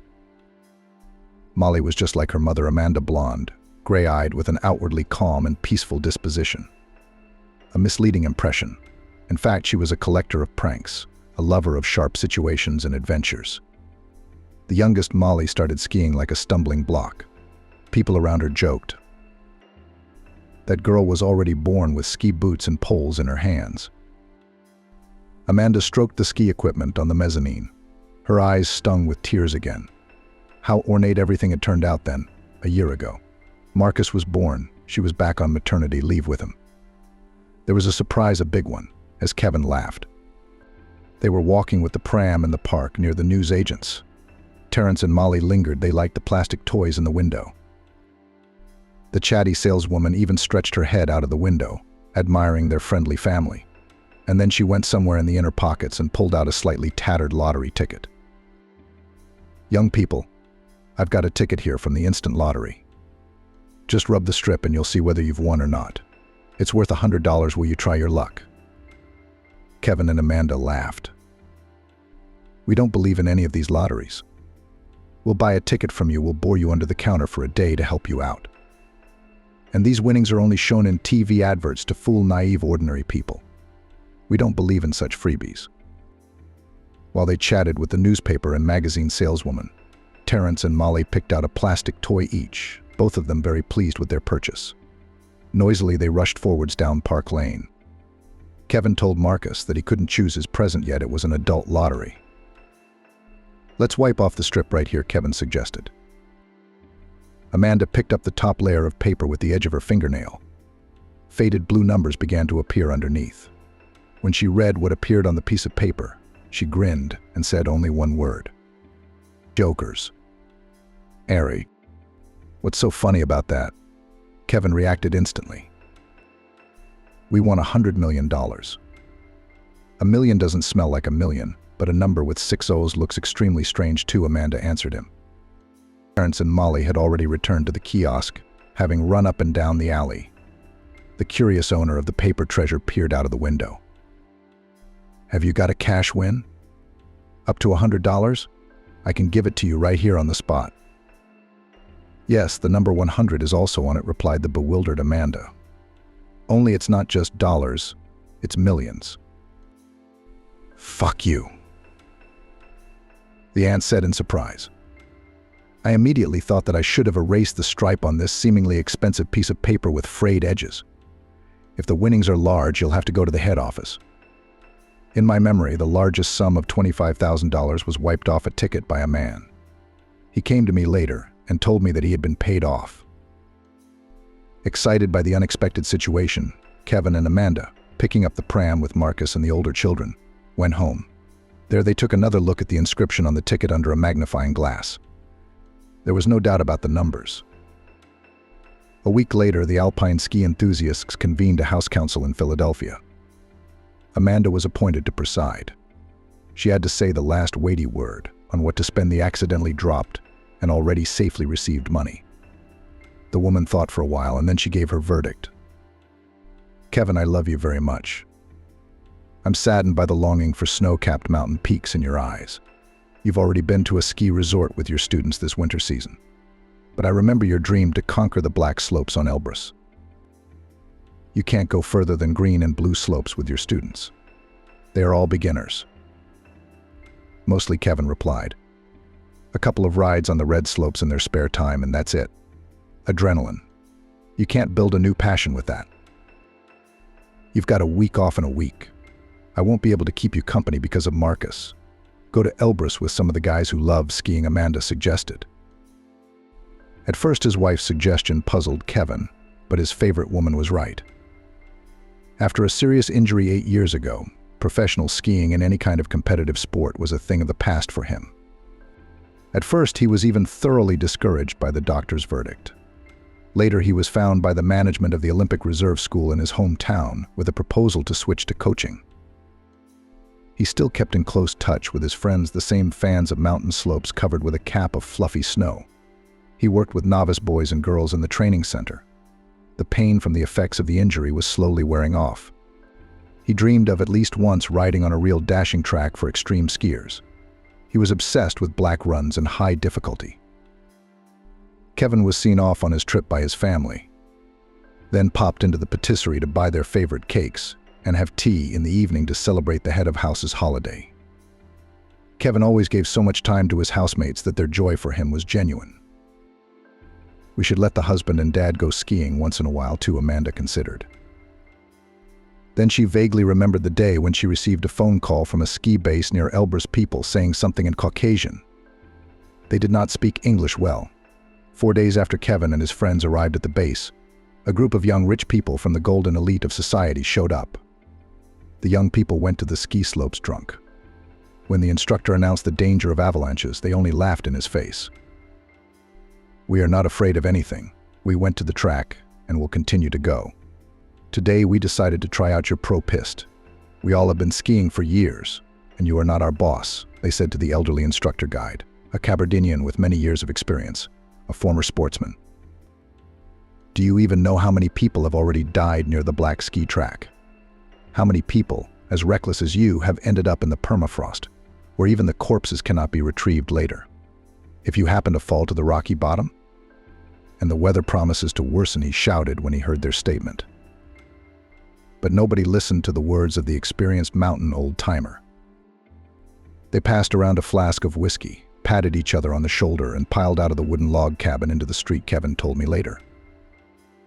He and his friends, who had already finished their coffee and khachapuri at the table, savoring the aromas of freshly baked pastries, soon got up from the table. Their plans included a short warm-up on the easy green course. They had no intention of taking any risks today. In the courtyard of the ski center, everything was quiet and peaceful. A big shaggy dog was stomping near the booth, having just finished a sugar bone which the cook from the cafe had given him. Here, far from civilization, it was not like anywhere else in the Alps. Much simpler, without the frills of tourist service. It is at the foot of the two-headed giant Elbrus. The regular guests of Kabardino-Balkaria are innumerable. And here, a little further from the village of Terskol, is a place for experienced people, for their own. In an hour after breakfast, a heavy, dense snow began to fall from the gray sky that was beginning to frown and puff up from unreasonable anger. In another hour, the sky was completely covered with inky purple clouds. The Cabardinian was muttering something quietly to himself, pursing his lips in frustration. Then he couldn't stand it any longer, put on warmer clothes, and went off in the direction of the black ski track. Having gone all the way along the paths he knew only to himself, in half an hour he stopped at the very top of the point of descent. At the side of the slope I saw a flock of young men in bright red and yellow jackets. They were fiddling about near the same spot, moving away from it. then approaching it again. The Cabardinian swore again, smelling something wrong. His fears were not in vain. When he reached the woeful skiers, they began to explain to him that they were engaged in an improvised contest. We were descending in a line one after another when 3 guys who were traveling in front of us fell through the snow like through the ground, they said. They were just gone. I told you. I warned you not to go on the black track. Even if you are drunk and in bad weather, the Cabardinian replied irritably. There are treacherous crevasses everywhere. I'll go and call the guys who ski on the green. Maybe they will help me with something, and I'll call the rescuers at the control and rescue post. They searched for the wayward trio until dark. All the next day, despite the constant threat of avalanche, to no avail. Then the rescuers canceled the expedition and told all the tourists who had found shelter at a remote ski base to descend to the foot of Mount Elbrus. It would be safer there if the acceleration of the snow mass developed at an extreme speed. Kevin couldn't find a place to stay, and then he decided to stay with the Kabardan guard. Both Jenny, the cook, and himself upstairs blamed themselves for not listening to the rich kids talking, for not stopping them when they were about to go to the black ski slope. Kevin was burning inside with a prickling cold. It seemed that it wasn't other people's boys who'd disappeared on the damn ski run, but one of his charges from the Olympic Reserve School. He couldn't find a place, rushing around the warm interior of the log cabin, grabbing his skis, his boots, his cozy warm down jacket. He had left for the mountain before dawn. No one will ever know what he was looking for, who he hoped to pull out from under the avalanche, what snow demons he was talking to. That night an avalanche came down to the foot of Elbrus. Maybe it was she who caught him with her dense snow edge, crushed him with her mass without stopping, rushing down, pinned him to the slope, and then ran further, breaking everything on her way. What dark force had dragged him upwards, onto the black track? The old Kabardian was never able to explain to Amanda, who came to collect her husband's body. Kevin was found 3 hours after dawn. Jenny, the cook, was too shy to look in his room and wake him for breakfast. The bed in the room was already cold. Kevin was lying in a fetal position with his arms and legs oddly crossed and tucked up against his stomach near the supposed edges of the cleft. The medical examiner, after the autopsy, wrote a report that his heart had stopped. Amanda, after reading this document, immediately recalled the words of Friedrich Nietzsche. If you stare at the abyss for a long time, the abyss also stares at you. It seemed to her all the time afterwards that the last hours of Kevin's life had been terrible. Just like that, he had magically appeared in her life unobtrusively, without further words or explanations, abruptly and quickly. He'd also left her life without saying goodbye, without explaining anything, without a final look in her eyes. You're not very good at cleaning the mezzanine, Mother Amanda said to herself. Time to feed the children and put them to bed. Marcus wasn't cranky today, thankfully. Kevin and Amanda's youngest son was about to turn 2. She'd recently found an activity that fascinated him so much that he could sit quietly for hours without a peep. The secret was simple. She would place a pair of her cleanly washed trainers in front of him. She would pull the lace out of one of them and leave it in the other. They say that children at 2 years old are still very young, that they don't understand the subtleties. But Marcus was eager to put the lace into the trainer and could sit with this toy for hours on end.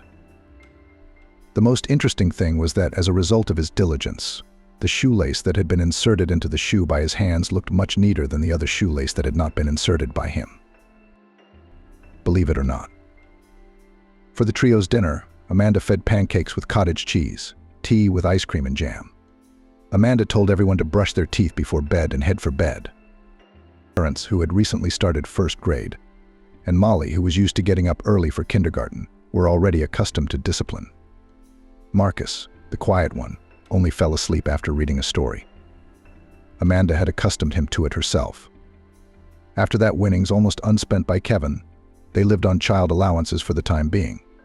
The rest of the gift of fate was spent on lessons in Russian language and literature. Amanda was not a bad tutor for unhelpful pupils, but she couldn't take on many students. A good help could be the rent of Kevin's one-room flat, the renovation of which the family had long called a long construction project. All the years of living together with her husband Amanda never allowed him to sell the property. Before we know it, Terrence will be older and looking for a bride, she joked. All we need to do is freshen up your flat, change its bachelor atmosphere for a more cozy one. We'll have a family nest ready for our handsome Terrence. He's growing by leaps and bounds. Sell both my flat and Kevin's and get something newer and bigger. For some reason, Amanda wasn't feeling well either. It was a feeling she couldn't quite explain. But they had lived in an old 5-story building on the outskirts of the city for 7 years of their marriage. Once again, there was no money to continue renovating Kevin's house. The money melted away inexorably. The question of placing Marcus in an institution was again urgent. But here was the problem: the doctors said that he could not go to a kindergarten. Marcus was often ill with acute respiratory diseases and acute respiratory infections. If he could go to daycare regularly, he'd have to be 5 years old. If Kevin were here, he'd think of something Amanda thought bitterly. In the meantime, she dutifully picked up Marcus's favorite book to reread his favorite fairy tale to her son for the 100th time. It was his all-time favorite book. Finally put the entire junior guard to bed. It was almost midnight on the clock. Amanda was disappointed to find that there was no bread or milk in the house. Even porridge for breakfast would be difficult to boil. Amanda tiptoed down the corridor, pulled on her coat and shoes, grabbed her bag and ran to the shop. It was a good thing they'd recently opened a convenience store right at the end of their house, where they always had dairy products and fresh baked goods. The golden autumn outside the window rustled the fallen leaves underfoot. The current janitors were not as diligent as Joyce. In her day, she had collected leaves into large bags reluctantly, tentatively. Burning leaves was forbidden by the sanitary control. So the bags first stood along the walls of the house, and then once a week they were taken somewhere by a rubbish truck. Now there was a string of them lined up next to the dark brickwork. Amanda thought there was a shadow moving at the epicenter. "Kitty, kitty, kitty, kitty," she called, just in case, as she often fed stray cats. She even promised her children that one day they would have a pet. "Hey, I'm going to the shop. Can I buy you some sausages? Show your mustache and stripes." Amanda almost fainted in surprise at the sound of the ringing voice. "Thank you, of course. Sausage is good when you're hungry, but I like a big, juicy wiener, even if there's no place to boil them." "Who are you?" a woman called out. "Stranger, you'll be surprised, but I'd really like to know who I am," replied a girl of small stature with 2 braided pigtails and eyes that were clearly not those of a child. "Why do you walk alone at night?" "It's not safe to be out here in the suburbs alone at night." "I was shopping in the supermarket," the strange woman replied artlessly. "I didn't manage to steal anything from the most vigilant guard. He's on shift today." "Are you a thief?" Amanda was once again surprised. Not the most promising of jobs, I must say. "It happens very rarely, just small things. If you don't manage to earn something honestly one day." "Where do you live, and with whom?" Amanda asked. She was shocked by the answer. "Since I was found on the street, I've been living with the homeless in a house being prepared for demolition near the city station. The police know about our community, but for some reason they don't touch us. Maybe they're fine with us being there for a little while under their watch. I have amnesia. We have an old doctor there who's also homeless. She's the one who diagnosed me with it. She's the one who fixed me after I got hit on the head from behind. I don't know who attacked me. I don't remember my name or where I lived before." The girl's trusting confession touched something in Amanda's soul. She immediately asked herself a question. What would Kevin do in her place now? She knew the answer. He would try to do something to help the unfortunate victim of circumstances. Somehow, Amanda was sure that there was no lie in the words of the stranger of the night. "Tell you what, let's go to the shop. I need to stock up on milk and bread, and then back to our house. I've got 3 kids. We'll make room somehow," Amanda suggested. "I don't feel comfortable." "You don't know me at all," she replied. Amanda immediately thought to herself, as a teacher of Russian language and literature, I can't help but notice her correct and well-spoken speech. The girl is obviously not from the marginalized or the slums. What could have brought her to the lair of the homeless? What insidious forces and people had a hand in it? In the supermarket, Amanda examined her find near the bags of fallen leaves in more detail. Poor clothes, but perfectly clean, no holes. She looked to be in her early 20s. In the darkness, the girl seemed almost childlike. The unhappy creature's look was not childish at all. It read some life experience and even a lively mind. This inquisitive gaze of green-brown eyes was not stupid. Apparently, in her past life, this girl had worn glasses. In the brightly lit hall of the supermarket, she checked the expiry dates on the labeling of milk and sour cream. She asked Amanda for clarification. Some of the dates were written in too small numbers. Then she took a long look at the labels on the bread, now wrapped in polythene with colorful pictures, baking names, and other information. Amanda was surprised again. She had chosen baked goods only on the basis of freshness, appearance, and naivety. She read something thoughtfully until she put a sliced loaf and a loaf of wholemeal bread in her basket. At the checkout, she didn't fuss and acted confidently. It didn't seem like the sort of thing that someone who was used to stealing and had never known any other way of life could behave. "Where did you learn all these tricks to choose the right products?" Amanda asked. "I don't know. It's like something in my head. It would be better if the name told me my memory, not how to understand bread and milk," the girl replied. They entered the flat quietly. The children were sleeping peacefully. Only the night light in the hall cast faint glints of light on the walls.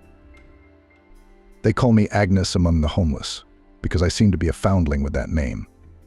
Will you call me that too, since you've decided to invite me to visit? And don't think I'm being cheeky. Can I take a shower at your place?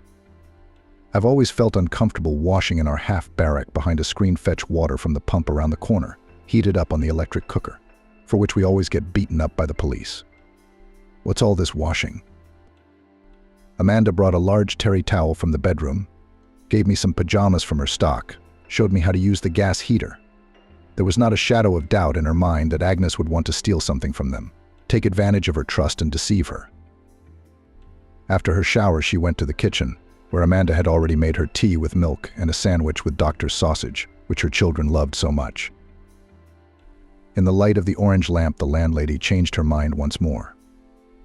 Agnes looked even older when she came out of the hot water, with her hair loose around her shoulders and a deep look in her marsh-colored eyes.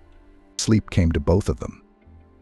Even though Amanda had to get up at 7 to take her son to school and her daughter to kindergarten, she was curious. She wanted to ask the girl if she remembered anything about her mysterious past. Madeline stretched out sweetly in bed like a graceful kitten. Freedom of movement, freedom of action, freedom to call and text her lover's mobile phone. There was no longer that nasty Nicole standing between them. Ugh. I had to name my daughter so intricately for that oligarch. She is Nicolette Stevenson, favored daughter, wife of a business partner, a successful young woman. So where is she now? I'm looking for her in the field. It was a good idea of hers to get that upstart out of the way. She and her beloved from the school desk made eyes at each other. She with simple dreams, with dreams of a prince on a white horse. He's the son of a successful businessman, Harry. Who in town doesn't know this famous corporation of 2 long-time associates of Stevenson and the father of her sweet boy? How upset she was when Eric was sent to study in London at some economics academy. They danced so languidly and tenderly at graduation, the envy of all their classmates. Rumors were flying around the school that they were a couple. And then there's this surprise with this study abroad thing. Nicole was not wasting time with her studies at that moment either. The 2 avid business partners owned shopping malls, restaurants, and supermarkets around the city. Yes, they don't have London, New York, or even major cities here. It's just an average-sized town. But by local standards, the fortunes of the owners of all this wealth are enormous. That kind of big business has to go into safe hands. So Nicole, as everyone around her called her, went to university after school, graduated from the Department of Food Experts. She learned to determine the quality of sausage, cheese, chocolate, and all other products almost unmistakably by their appearance.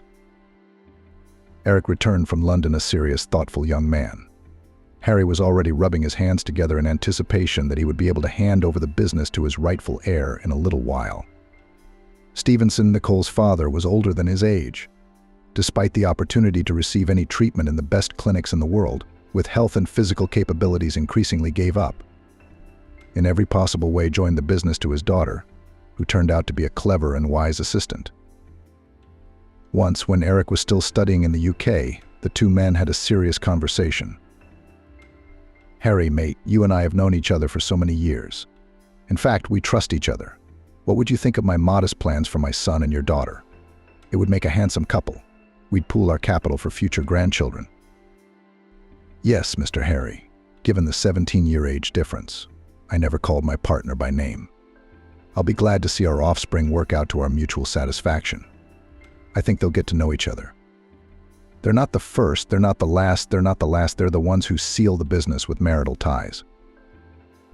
I think that marriage in our commercial times is better to conclude with people of their own circle, so that then unnecessary surprises did not arise. I agree with your idea. The two men had not forgotten when Eric had returned to his hometown, encouraged by his academic success. The two families, and the men had already discussed their plans with their wives and received full approval, began to organize picnics, parties, receptions with the obligatory condition the presence of the whole family. So willy-nilly Nicole and Eric had to cross paths all the time. The young people themselves were not stupid either. Far-reaching ideas of their parents with their minds approved. Of course, they did not feel great and bright love for each other. But love is not required for a marriage of convenience. The main thing was that they sympathized with each other, did not experience obvious dislike, were not negatively disposed when communicating close. The level of intelligence and development, similar interests did the trick.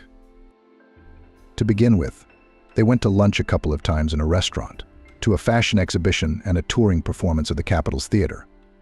A couple of months later, Eric invited Nicole to a romantic dinner, where he made her a marriage proposal, handed her a stylish ring and a dainty velvet box thick burgundy color. We drank to the possible future marital happiness. They decided on the date of the reception in honor of the official announcement of the engagement. Nicole allowed herself a couple of glasses of wine. Eric downed 200 grams of whiskey for courage, then made up his mind. Nicole, I'm sorry to ask, but I'd like to know. Have you had experience with men before? Nicole, not the least bit embarrassed, simply answered. I had a 2-year student affair with a guy from a parallel group. We were in our 20s, who at that age only reads poetry and looks at the moon. I wasn't a monk in England either, having been with a student from another college for 3 years. We both knew it was a no-strings-attached affair. She's an educated, well-read person, a loyal mate. But we parted without tears or regrets. Both of us knew from the beginning that it was bound to happen at some point. After this frank conversation, it somehow happened by itself that at Nicole's flat, she had already been living separately from her parents for 2 years.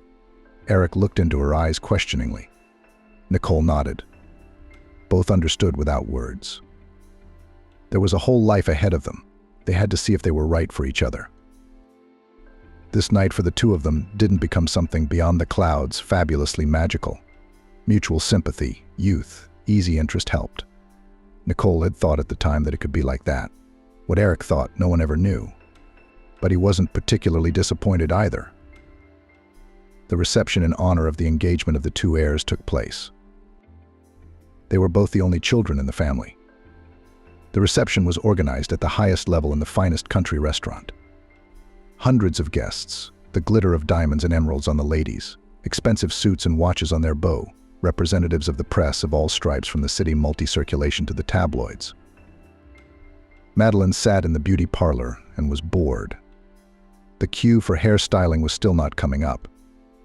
She and the girls had gathered at a cafe in the city center to impress everyone with her beauty. Over the years, Eric had become even more flamboyant. A little femme fatale. Married boring, she said. Why the verdict? Yes, the husband turned out to be a promising scientist, but such a nerd. In the shower sits with his snowflakes, all day long digging in old manuscripts. Where is it seen that in the age of the internet, a man collects information from ancient manuscripts? A doll like me should be brought out regularly, so that other men would be envious. And he kept saying, "Darling, you'll soon be proud of your new surname. On me will fall international recognition and fabulous royalties." Madeline would not last a month with this plan. But he was surprisingly handsome and very good in bed. True, on the marital bed he rarely appeared. He preferred to sit in libraries and then at a desk until midnight. Some academy had given him a personal grant for all expenses. so he was not deprived of his daily bread. He had enough to live on with his young wife. Not luxurious, but not poor either.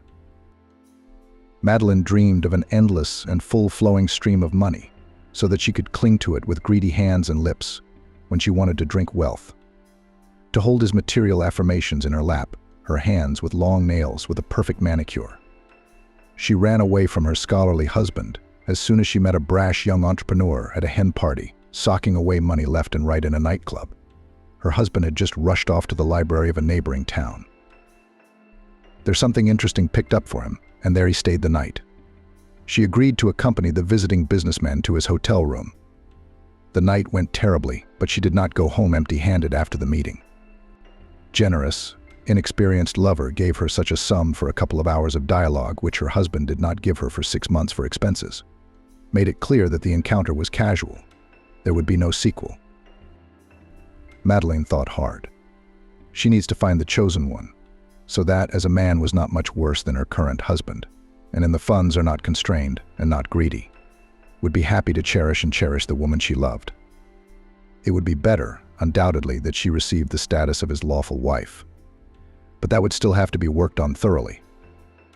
In the pile of magazines on the nightstand in the beauty parlor, something on the cover of one of them looked painfully familiar to her. She grabbed an edition of the local yellow press and laughed out loud for the whole room. "Look, the Golden Carp is back from London," she whispered fervently in her friend's ear. And he had found himself some bride in the local aristocratic beau monde. All intellectual with glasses. How was it in the famous comedy? "If she gives me one, I'll take her without a hitch, but first, Maggie, I have to show my first love in front of my eyes to see what a woman with a capital letter should look like." Madeline's devious plans were not to be realized at once. Harry and Grant decided that it would be a good idea if their children went on not one trip like a honeymoon, but 2. First, they would go to the Dominican Republic with its tropical delights, dive into the turquoise Atlantic Ocean. They will walk by hand on velvet white sands, admire the local flora and fauna. At the same time, they will get used to the idea that immediately after their return, a big lavish wedding will be held in the city. The position obliges. After the marriage ceremony, the newlyweds will go to more civilized Europe for a couple of months to finally consolidate their feelings in the formed marriage union. They can manage without the heirs to the big kingdom for the time being. In Grant's office 5 years ago, a promising young specialist had appeared, and the elderly businessman had been delighted with him ever since. Grant was brilliantly educated, had received a red diploma in Washington, and was a native of their city. He refused to pursue a career in the capital for the reason that his elderly parents lived at home. They already required constant supervision. They themselves did not cope well even with household chores. A late child is the one and only. His father and mother still found the strength to help him graduate from the Lyceum, to get an education in Washington. And then they gave up. They sat in front of the TV all day long. Almost stopped going outside. Grant was recommended by Harry, an old university friend of his. "He's a rare bloke. He's a great personal assistant," he said. "Yes, we were going to leave the running of the holding company in the hands of our children," said Harry. "I have other plans. One can't interfere with the other. No one's suggesting that you make him CEO of the whole company. Let him hang around with you for a while and then we'll see." And he was right. The owners of the holding company had long trusted their deputy general director. Grant received this position from them a year ago. While the children were traveling, getting used to the new family life after the wedding, Grant was pulling all the managerial burdens and coped with them perfectly. Madeline was the only one who wasn't bored. While the newlyweds were out of town, she perfected her appearance again and again. The gossip of the world reported that Eric and Nicole's marriage had been officially registered after all. But when could such a trifling obstacle stop her? Or would this man be her husband? We'd just have to wait. The young people returned from Europe tanned and rested. Both were eager to get back to work as soon as possible. Relations between them were even reminiscent of mates. They were not in a hurry to have a child. They decided to delay this important matter. Madeline prepared the meeting with Eric as a strategic operation. She found out where the young businessman goes to lunch on weekdays, wore her most stylish outfit, knowing perfectly well that in it, and with fashionable, almost imperceptible makeup, she is irresistible. The altercation with the waitress attracted the attention of the entire catering establishment. At the moment when Eric had just sat down at one of the tables, Madeline had played the whole thing out. She gave the waitress a subtle nudge under her arm, and a cup of chocolate flew onto Madeline's snow-white suit. "What have you done?" she exclaimed. "Girl, do you know how much such a jacket from the latest collection can cost? You can't pay for it in a year with your meager salary." Eric involuntarily turned his head in the direction of the frightening lady and marveled how marvelously beautiful she was. Madeline also looked in his direction, immediately stopped bringing up the waitress, and smiled welcomingly. "Eric, are you?" she asked. A minute later, they were already sitting at the same table. Eric was amazed at the change that had taken place with his high school sweetheart. Groomed, regal, alluring, not like his quiet, always even-tempered, ordinary wife. Madeline had a fire in her that promised unearthly pleasure. "And Eric fell for me," the money hunter thought predatorily. "I've got to take this chance and squeeze him. But first, a little tease." "Oh, Eric, I'd love to meet you, but I'm in a hurry," said Madeline. "I have an appointment, and I have to go home and change. My suit is hopelessly ruined." "A little thing like that isn't worth your trouble," Madeline said. "Eric, where can I buy one just like it? Let's meet tomorrow and fix this mistake of the negligent waitress."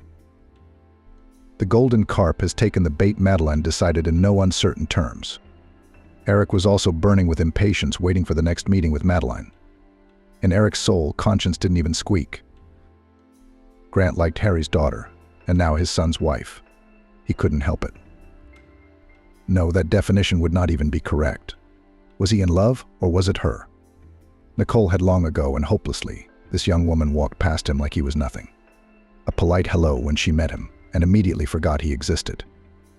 With the gaze of a loving man, Grant noted that there was no real warmth between Nicole and Eric. Dry cultural politeness, a tribute to the idea of keeping and growing the business. That was where it ended. Once, a long time ago, before all the marital processes and even the engagement, Grant had even had the impulse to open up to Nicole, to tell her how he felt. But it was on that day that he had accidentally witnessed a conversation between Harry and Terrence's families. Harry said, "Can you imagine, mate, Terrence, the daughter of one of our competitors married some penniless bloke, and the father didn't even bat an eye. Let her choose with her heart.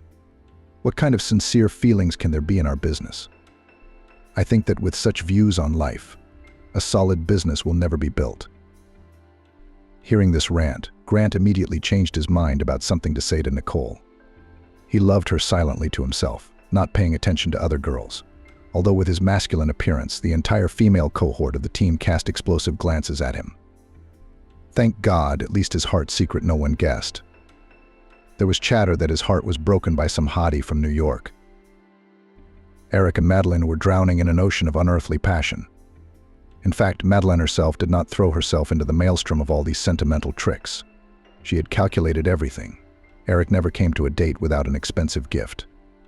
Her entire flat was now littered with luxurious bouquets of flowers. There were incredibly expensive birthday outfits in her wardrobe, a small, sleek car of astronomical value, and even with technical tuning for the 8th of March, a stunningly beautiful canvas from Somalia. Eric was a generous lover, earned an excellent income, and had a personal bank account, with the contents of which his father had no interest. Let the boy have some funds for pocket money. Somehow, once again, Madeline was lazily bored. She ran through the television channels and came across an very old cartoon film called Last Year's Snow Falling. Its busy character kept moving through space with the phrase, "It's going to be a bit small." At that moment, Madeline acutely realized that she didn't want to remain in the role of the second woman in Eric's life. After all, her partner never stayed overnight at her place anyway, or went to Nicole's place in the next fancy hotel, and she even suspected that he never did his marital duty at home. Nicole lived in complete ignorance. Her husband at work, at corporate receptions, at city social gatherings was always there, as he should be. And how he spent his time in other hours, she did not care at all. Inside Nicole lived a certain mystery. After returning from Europe, already being the legal wife of Harry Jr., she once found herself at work in the same lift with Deputy General Manager Grant. He stood silently, without making a sound, facing his boss's daughter. He was looking at her in a way that gave her goosebumps. A thought was born in her head. I shouldn't think that. But you can't fool yourself. If only instead of Eric, my husband had been this charismatic, charming, very intelligent, and very polite man. Why did fate decide that I should continue the dynasty in my father's business? One must follow the call of one's heart. On the top floor, Nicole stepped out of the lift and headed for her office, dispelling the obsession on the way, the magic of Grant so suddenly captivating her. She'd liked the young man from the first moment she'd met him. But she remembered her father's favorite motto: "The position obliges." She pulled herself together and ordered, "Don't you dare even think of him. Your fate is the fate of the girl in the novel. But I'm given to another, and I'll be faithful to him forever. So pull yourself together and work." Nicole hadn't forgotten that meeting in the lift. She pulled those memories out of the recesses of her mind when she was alone. Her father had been shifting more and more business tasks onto her shoulders. She and Grant were always crossing paths at meetings, but they sat far apart. Nicole didn't even notice that her husband Eric's schedule was increasingly filled with overnight trips to branch offices. Their cold marriage of convenience did not bring them both simple human happiness. Nicole couldn't even remember the last time she and her husband had been close. At that time, Madeline was preparing to give Eric an ultimatum, either her or that nasty Nicole. Eric was disappearing more and more often with his mistress, sometimes for the whole weekend. She decided that the next few days, coinciding with the annual holiday, would be a good time to talk. Eric had promised that they would fly to Miami for all 3 days under the guise of a business meeting with Southern partners. The trip to Miami was extremely romantic. There was only one thing that frustrated Eric. Madeline did not want to spend time in bed. He was drawn to a Cuban restaurant or a trendy new chain cafe where the seafood was amazing. Even lavish shopping at the local mall hadn't made her more amenable. The man was puzzled by this behavior of hers, reeking of either chill or indifference. By nightfall, after a lavish dinner at the most expensive restaurant in the resort, Madeline hardly showed up and got into bed with him side by side, but she wouldn't let him near her. She started a conversation. "Eric, don't you think it's time for us to make up our minds about our relationship? I'm not going to spend the rest of my life as your second lover." "Girl, you know what our marriage to Nicole is based on. Divorce is impossible. We're the management center of a huge holding company. If it doesn't hold together, it's going to crack. There'll be no more opportunities to spoil you like this." "But what about me?" Eric asked angrily, not expecting such a blatant refusal at once. "The eternal number 2 in the shadow of your Nicole. That's not going to happen." That night, for the first time, Eric was never allowed to see the body. He flew home angry. Madeline, sitting next to him, kept her mask of hurt and offense on her face. They both took separate taxis home. A week after that ill-fated trip to Miami, Madeline had a new plan in her head. If Nicole couldn't be moved, she had to be wiped off the face of the earth. She did not even care about the fact that such a plan smells of crime.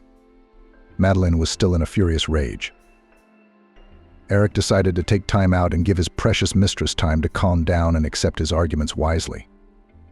That's why it didn't even occur to him to be suspicious when his wife disappeared without returning from work one evening. Upon learning that Nicole, whom he loved devotedly, had disappeared, Grant was at a loss for words and decided to conduct his own investigation. It had long seemed to him that Eric had been acting extremely strange in recent months. Telling his father and his partner that he would be late in the office with the documents that had accumulated like a snowball, and then mysteriously disappearing as soon as the two partners went home. Unable to resist, he decides to play a homegrown private investigator. To follow Eric, who once outside the walls of the holding company, was not really hiding.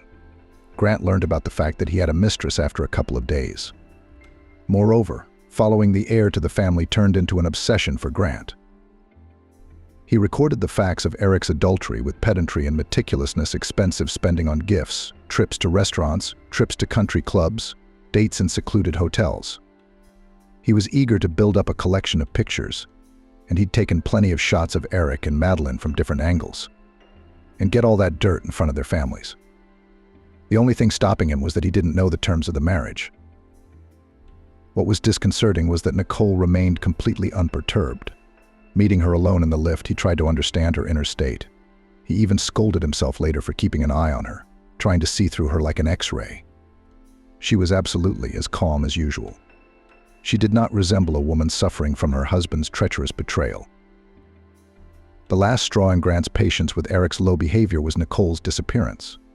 Everyone in the office had seen the young woman take her bag in the evening and hurry to the exit to the car park, get into her car and drive away. Nicole didn't show up at home that day. Eric didn't sound the alarm until the next day. He had gone out with Madeleine the night his wife disappeared. Mistress again turned into a wax pussycat, faithfully looked into her eyes and said that she understood everything and agreed to everything, as long as the beloved was near. The day after the mysterious disappearance of her daughter, Joyce was no laughing matter. She was madly in love with Nicole, though she tried not to show it to anyone.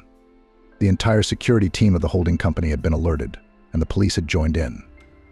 Harry had enlisted the help of some private investigators he knew. To no avail. All the city and regional hospitals and morgues had already been checked. Joyce's men with Nicole's picture had looked at all the unidentified female corpses. A week later, Nicole's car was found near a park on a short walk with her bag lying orphaned in the back seat. To everyone's surprise, no barbarity had been committed to the property. Harry was going crazy, and Grant was tossing and turning between his duty to the chief and his inner doubts, all the while asking himself, how am I going to show Joyce a picture of her son-in-law with his mistress? It would lead to a quarrel between long-standing business partners, a split of a huge company, a misunderstanding between two businessmen in whose hands many of the city's commercial arteries were connected. Still, Grant made up his mind. He came to the boss's office on woozy legs, not because he realized he was likely to lose his place in the holding company.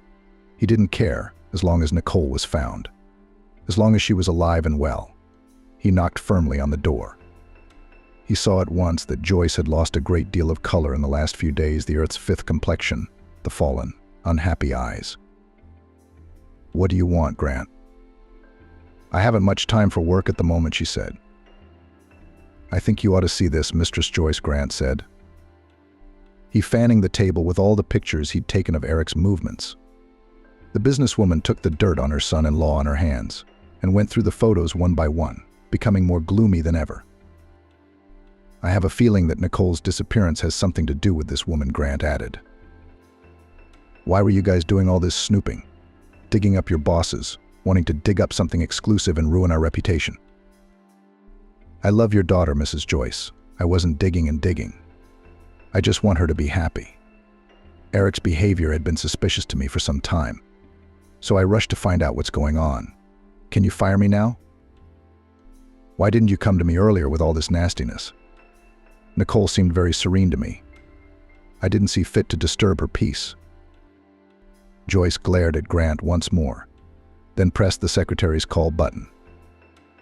Send the head of security to me and tell Mr. Harry I'd like to see him in my office. Grant was taken aback. In the past, the younger Joyce had always gone to the partner herself when she had questions. Yes, and all corporate meetings were always held in the boardroom next to Harry's office. You're free to go, Grant. I'll let you know how I feel about your outside initiatives, Joyce said. The conversation between the two oldest partners was heavy. But first Joyce showed Harry all the photos Grant had taken. Without saying where she had got the material from, she asked directly, Did you know your son was having an affair with his mistress? No, I didn't know that, Harry replied. If I had known, I would have tried to stop it. The head of security knocked on the door. The men concentrated on working out a plan to find Nicole due to the newly discovered circumstances. Madeleine was nonchalantly drinking coffee and chatting with a friend on the phone when someone knocked on her flat door. She stretched sweetly, pulled up the hem of her silk dressing gown and asked coquettishly, Honey, is this your idea of a joke? You have a key, don't you? Open up, Madeleine. Eric sent us to see you, came the reply. The woman opened the door immediately. Two big guys, either from the military or from the sporting world, poured into the flat. Where's Nicole? One of them asked sharply. We warn you that the next person who knocks on your door will be the police. Madeline flapped her eyelashes indignantly. I don't know who Nicole is.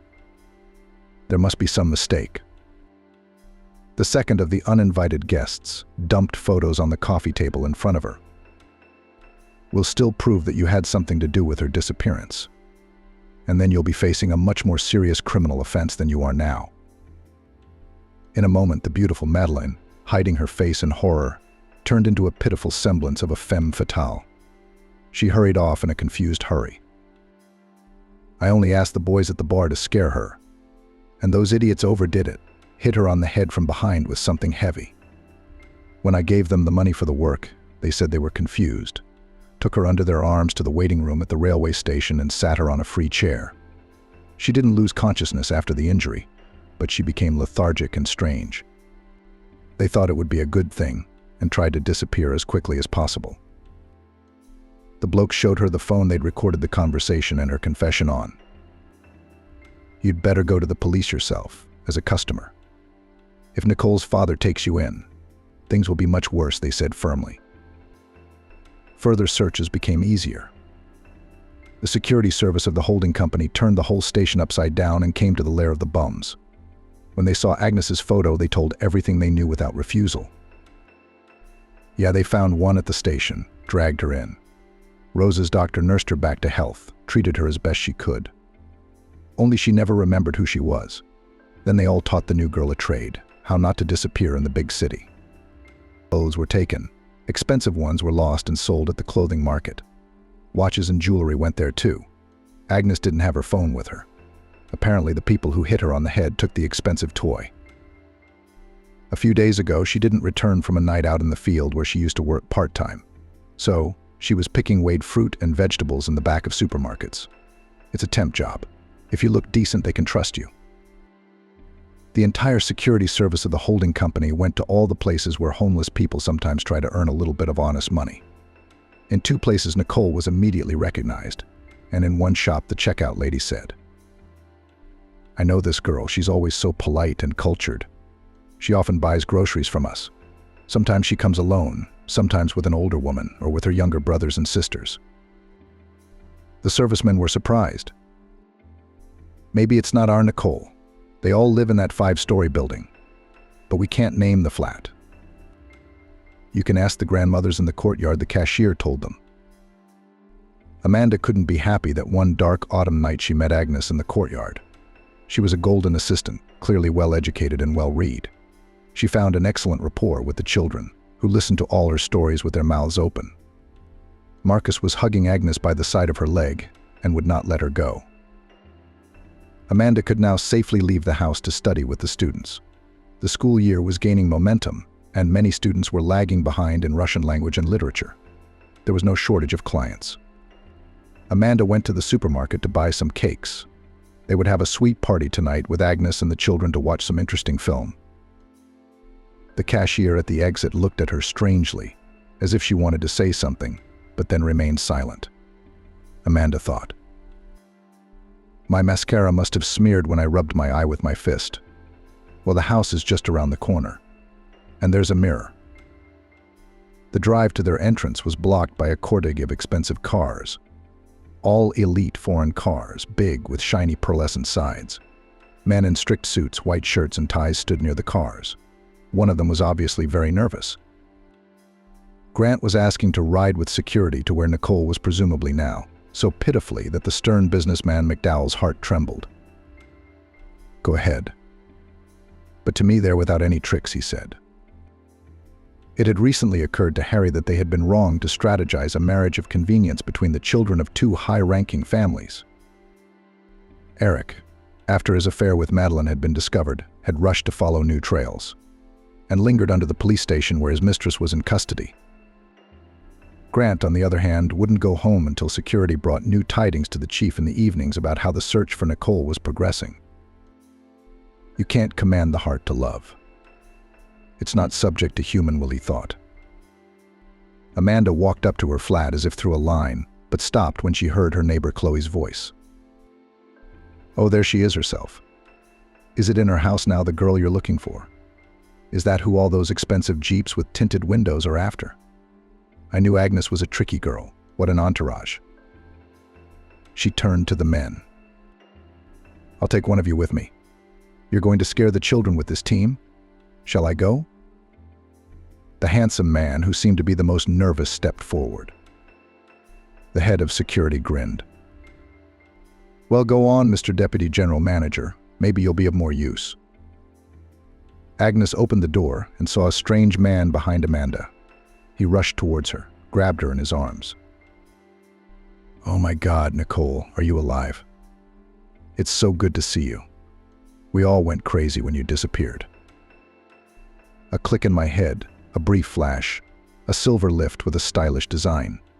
Two people enter the office, a man and a woman. And the woman felt so good to have this man around. That's what Grandma Rose used to say back at the homeless shelter. Your memory is like lightning flying. It will come back, baby. You just need strong emotions and it will serve you well again. Away with doubt. Nicole remembered who she was, how she'd parked her car outside a kiosk to buy a bottle of cool mineral water, how someone had approached quietly from behind, as if sneaking around, and then pain and failure. Nicole stepped towards Grant and put her arms around his strong, powerful shoulders.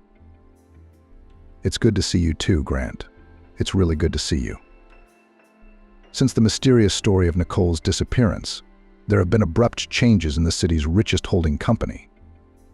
Mr. Harry, who had been very hard hit by recent events, had completely handed over the reins of the company to his partner, Mr. McDowell.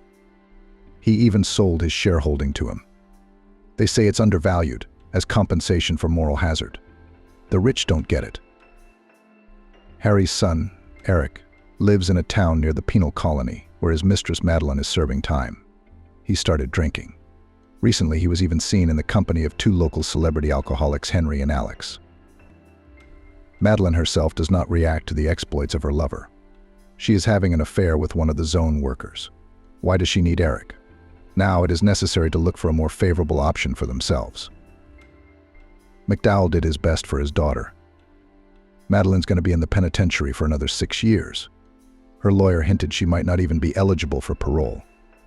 Grant and Nicole were recently married, but on a wedding trip abroad refused to go. They went to conquer Karelia with its beauty. No luxury hotels. A tent, a fire, soup in a kettle, tea with berries, a really favorite person next to them. That's happiness. Mr. McDowell has taken up charity work. His first brainchild was a school for talented children from disadvantaged families. The director of the school, a teacher of Russian and literature, Amanda. Her youngest son, Marcus, learned to read early. He spends hours in the library at his mom's work. Recently, Amanda took a Maupassant book away from him and said, "That's not for you to read yet, my young lover of good literature." Amanda herself has not yet found a man to her liking. There is no equal to Kevin, so it's better to be alone than with anyone. Each of them learnt their lessons from the fact that fate once pushed them into this world. They each drew their own conclusions from what had happened. Life is a mixed bag. The children abandoned their mother in the village and didn't even come to her funeral, and when the notary read the will ... MP4.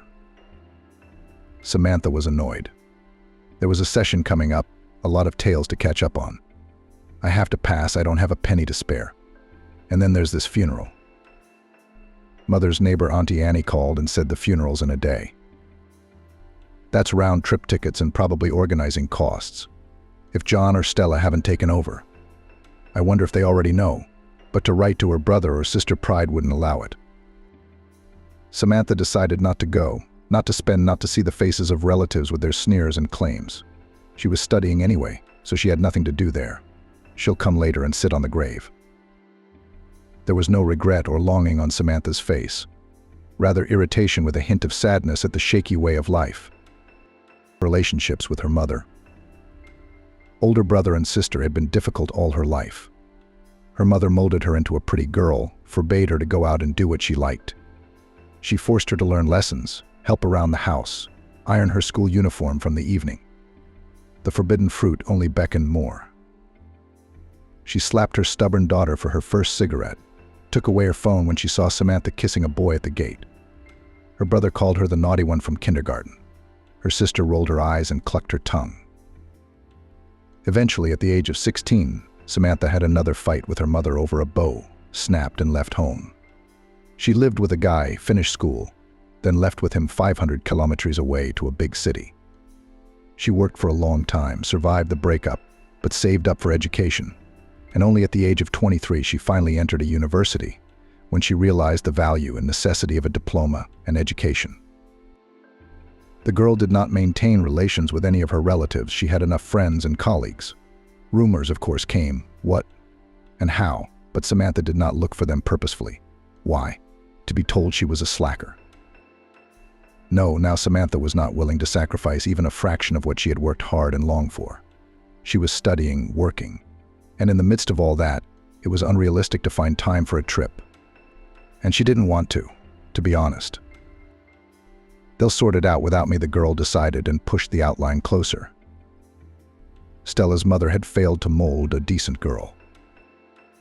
Unlike her straightforward younger sister, she had a cunning, dodgy character, went by the head, and was not afraid to use methods that others seemed dirty. So without much connection and higher education, Stella became the manager of a small travel firm by the age of 28 in the capital. She had a short haircut and generally looked very apathetic, with tattoos all over her arms, bright makeup, and expressively pounded-faced beauticians. The news of her mother's death caught Stella in another country, when she had just checked into a hotel with a girlfriend. The voucher was a 10-day trip. As a calculating and practical lady, Stella calculated how much it would cost for an unplanned return flight and the missing trip, not to mention a ruined holiday. The decision was obvious: to stay and rest. If she wanted to, Stella could make it to her parents' funeral. She was in a good financial position, but principle intervened. "Management is not for women," her mother grumbled. "Our business is to keep the coziness of the house and hearth. Let men earn money. It is their natural destiny. We have a different purpose." "What's the purpose, Mum?" "We are not cogs in the engine. People choose what to be," argued Stella.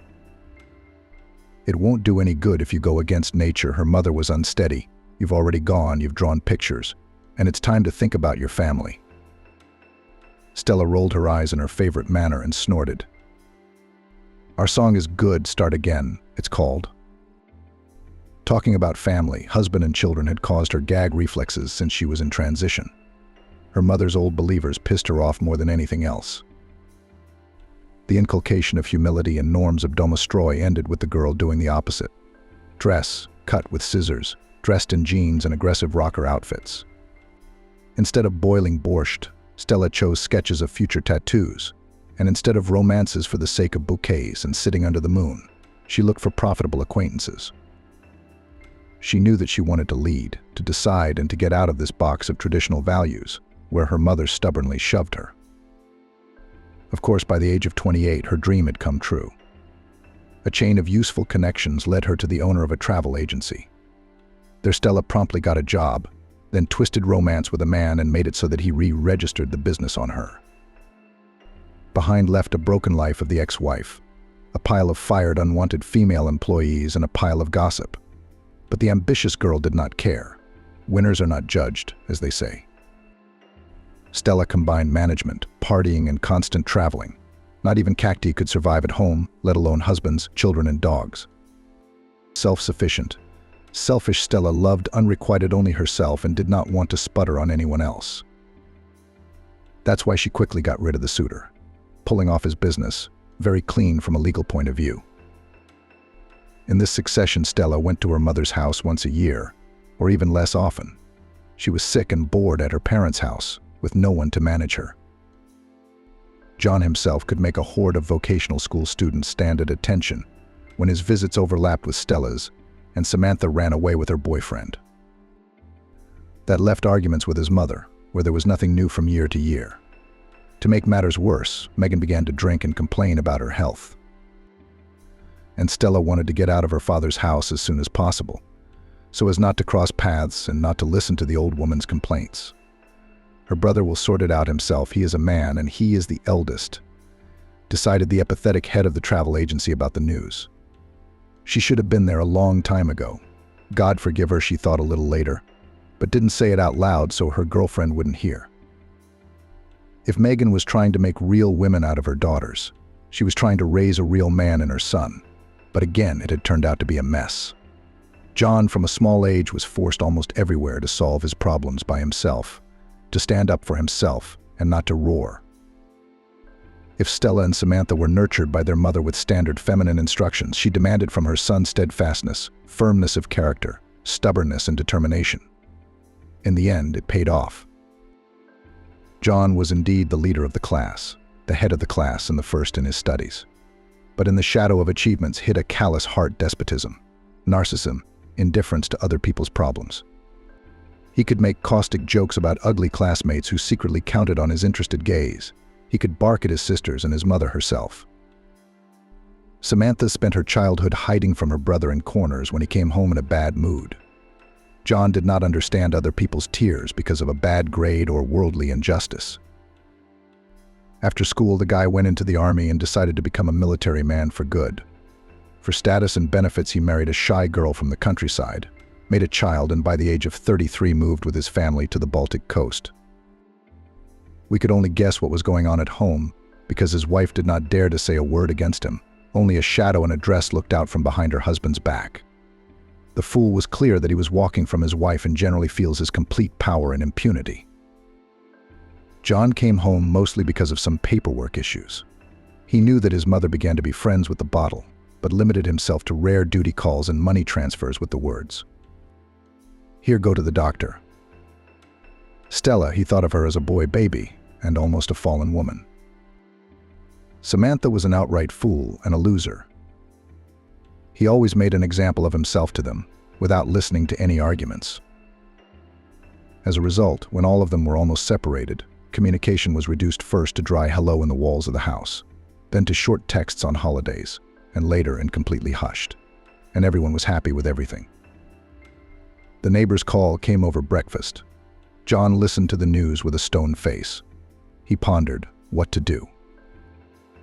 The death of a relative is a valid excuse, and it's certainly possible to leave the service. But firstly, it was a long way to go by aeroplane. And secondly, he had long ago had nothing warm ties with his sisters, or with his mother herself. Only actual blood relation. He hadn't been to his homeland in 2 years and didn't care at all. And then there's a funeral. Something akin to longing tugged at John's heart, but quickly faded. "Will you fly?" his wife asked timidly, serving coffee. "No, I'll send money for everything. They'll organize it themselves," said the man. "What about the inheritance?" the wife asked again. John suddenly thought about it. "You're right, but we don't know if Mum left a will. And if not, then we'll get the house for 3 by law. We don't have to break up either, because these things can be solved from a distance nowadays." Aunt Annie was standing by the fresh pit, holding the hand of a young girl. Apart from them, there were about 10 other people at the funeral, neighbors, friends, and former colleagues of the deceased. They never arrived. John, Stella, and Samantha. Aunt Annie wiped her eyes with her handkerchief and adjusted the black mourning bandage on her head. "Oh, it's not Christian for children not to say goodbye to their mother." "We can't make them," sighed the girl, clutching the carnations in her hands. "You're right, Eve, you're right. Megan brought them up, she put her whole soul into it. And the children grew up so ungrateful." Aunt Annie complained. "At least they will come to visit the grave." There were many kind words and tears about the modest wake. But more than one person asked Annie and EVA why none of the deceased's children were present. And they didn't know what to say.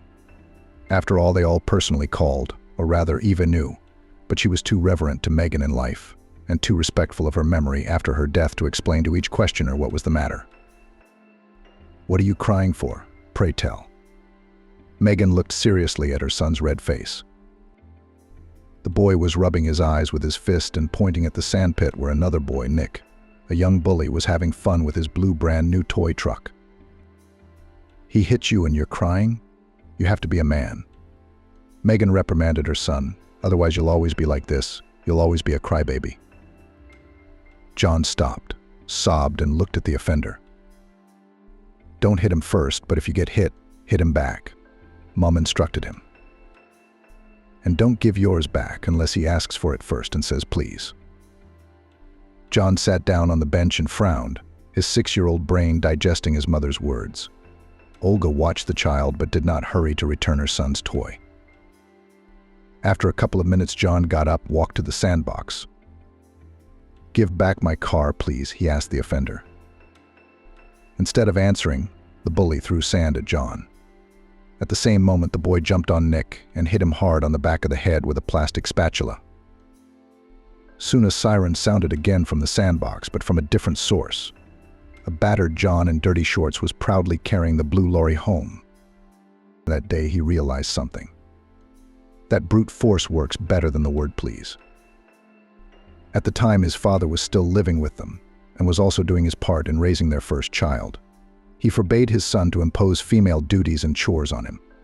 He said that a man should study, earn and fight, and his wife would wash pots and iron the laundry for him.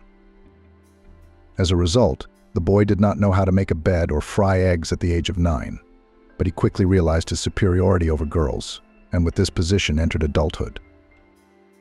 His father was in a car accident and died when John was 13, Stella was 8, and little Samantha had just turned 2. Megan didn't so much grieve as exhale. Alex was a quiet tyrant and demanded total obedience from the entire family. Megan wanted her son to respect women and be strong in spirit, but his father's bad influence had already taken root in the boy's subconscious. The sound of broken dishes in the sink jerked Megan out of her slumber after a night's work as a cook. She heard the noise and scolding from the kitchen. "Clean up your own mess," Stella shouted, pointing her finger at the dirty plate on the table. "That's your job." John shrugged his shoulders and indifferently threw the dishes on the floor. "Stop it," Megan shouted at them both. "Stella, is it hard for you to clean up and help your brother?" "Mum, I'm not the maid to clean up after everyone." The scandalized 10-year-old put her fists to her sides. "He has exams coming up, he's studying, he's tired. What are you, like a little girl?" begged Megan. "I have a test tomorrow, so let Samantha clean up after us," said Stella. Megan stopped and shook her head. She silently picked up a plate from the floor, cleared a second one off the table, cleaned everything up and turned around. John had removed himself from the kitchen with a triumphant look on his face. Stella was breathing noisily, her nostrils flaring wide. "Daughter, you're smarter than that. You should be softer, more flexible." Megan put a hand on her shoulder. "I don't want to." Stella objected. "I don't want to be like you." She stomped her feet and ran to her room, struggling to provide for the children after her husband's death. Megan worked very hard, took more shifts, didn't go on holiday for years, and still had her own business and garden at home. No personal life, no hobbies, no hobbies. Megan lived for her children and the desire to give them the best education, summer camp, clothes, goodies, toys. She would buy something for herself when a previous item wore to holes or ripped. One day, a woman was getting ready to go to a parent-teacher conference for her 11th grade son. John looked at his mother's stompy shoes, a stretchy skirt with an old oil stain, a linty blouse, and a late 90s fashion jacket. The guy wrinkled his nose. "Don't go, I'll say you've been working," he stopped the woman who was already making her way out. "Why, son?" Megan looked perplexed at her offspring. "They'll think we're begging," John replied shortly. "Don't embarrass me, Mum." The woman froze on the doorstep. She had barely taken time off work to hear about her son's progress from the teachers' mouths. Megan turned to the narrow mirror on the exit and looked at her own reflection. In front of her stood a tired, unkempt lady with bags under her eyes. John took her mother by the elbow. "I'm not a big boy, they won't scold me for sure, but you already know that." Megan went back to her room and tears came to her eyes, then sleep watched the exhausted woman. When John left for the army, Stella was 14 years old. Megan had hoped her daughters would be her helpers, but the exact opposite had happened. Transition age at Stella began to manifest itself early, but very clearly. It was immediately clear that the father's genes left their imprint here. The girl was hysterical on any occasion, closed the door and crooked her face at any attempts of her mother to impute to her some morals. But among her girlfriends and friends, Stella enjoyed authority and had unquestionable power. and she could expel or punish her unwanted comrades with her own hands. "You can't do that," daughter Megan sighed, as she listened to Stella's boastful stories. "You'll make enemies." "I can," she said. "You can't, but I can." "Are you going to torture your husband like that? He'll run away in a week." The woman shook her head. "Who said that I would have one at all?" Stella folded her arms across her chest. "What do you mean?" Megan shook her hands. "What about a family? Sooner or later you'll want warmth, coziness, babies." "Ugh, disgusting." Stella grinned. "I've seen enough of you. Thank you, don't. There are much more interesting things in life than cleaning a man and feeding a baby." The conversation was over. Megan had asked herself many times, why did the children grow up the opposite way, not the way she raised them? Instead of love, understanding and respect, selfishness and narcissism gurgled in each. John remained in the contract service and enrolled as a part-time student in college to qualify for an officer's rank in the future. He hardly ever called, and when he picked up the phone, he waved off the fact that he had no time to talk. By the end of high school, Stella was more concerned with her own appearance than with grades and exam preparation. She worked part-time at various places to get tattoos and fashionable haircuts. Megan didn't know about the first for a long time. The latter she accepted with a stretch, calming herself with the fact that hair, not teeth, will grow, and the pictures on her daughter's body she saw when it was too late. A piece of work popped out from under the sleeve of her t-shirt. "What?" asked Stella snidely, watching her mother stare at her arm in horror. "Do you want to see the whole thing?" The girl took off part of the t-shirt. A grinning dragon in mottled colors and bright spots looked up at Megan. Why, tell me?" The woman frustratedly sat down on a stool. "I wanted it so badly." Stella shrugged her shoulders. "Do you like it?" "It's not right." Megan mumbled. "It's a lifelong stigma for a girl. You'll be seen as a you-know-who. A decent guy doesn't need a coloring book." "Mum," Stella shouted. "I've argued it 1,000,000 times, and I'll argue it 10 billion 1,000,000 times. When you were a kid, you only got tattoos when you were a convict and a girl of easy virtue. In your youth, you had to study, get married, and have a baby. In your worldview, girls wear dresses and boys wear trousers. I'm so sick of your lectures." She threw the dirty rag she was wiping the table with at the wall and ran off to her room. In the evening, Stella ostentatiously dumped her shredded skirts and dresses on the carpet in front of her mother. "You can't make me wear this now, no matter how much you want to. I've seen these traditional feminine values in the oven." Megan didn't argue anymore. Her daughter was wearing her down with her behavior, drinking her dry like a glass of water. She only hastily wiped away a tear when she saw the blue dress she'd bought for her daughter's graduation in a pile of rags. Once in a while, Megan was visited by her neighbor Aunt Annie, a vivacious grandmother who had also raised 2 children on her own, tilled the vegetable garden every season, and kept poultry. Stella treated Aunt Annie with indulgence. She could treat her aunt to jam, but she didn't interrogate or teach her. Samantha often played with her neighbor's grandchildren and took her well too. "You're looking a little gaunt, Megan. It's time you quit this kitchen," Aunt Annie said, stirring her tea with a spoon in her mug. "Well, what's there to quit?" Megan waved me off. "What are the helpers for?" "There are 2 growing up." Annie nodded at the framed pictures of the girls on the wall. Megan twirled the mug in her hands and gazed at the floating tea flakes. "Annie, I don't think my kids love me," she exhaled. "What am I doing wrong?" "Oh, come on."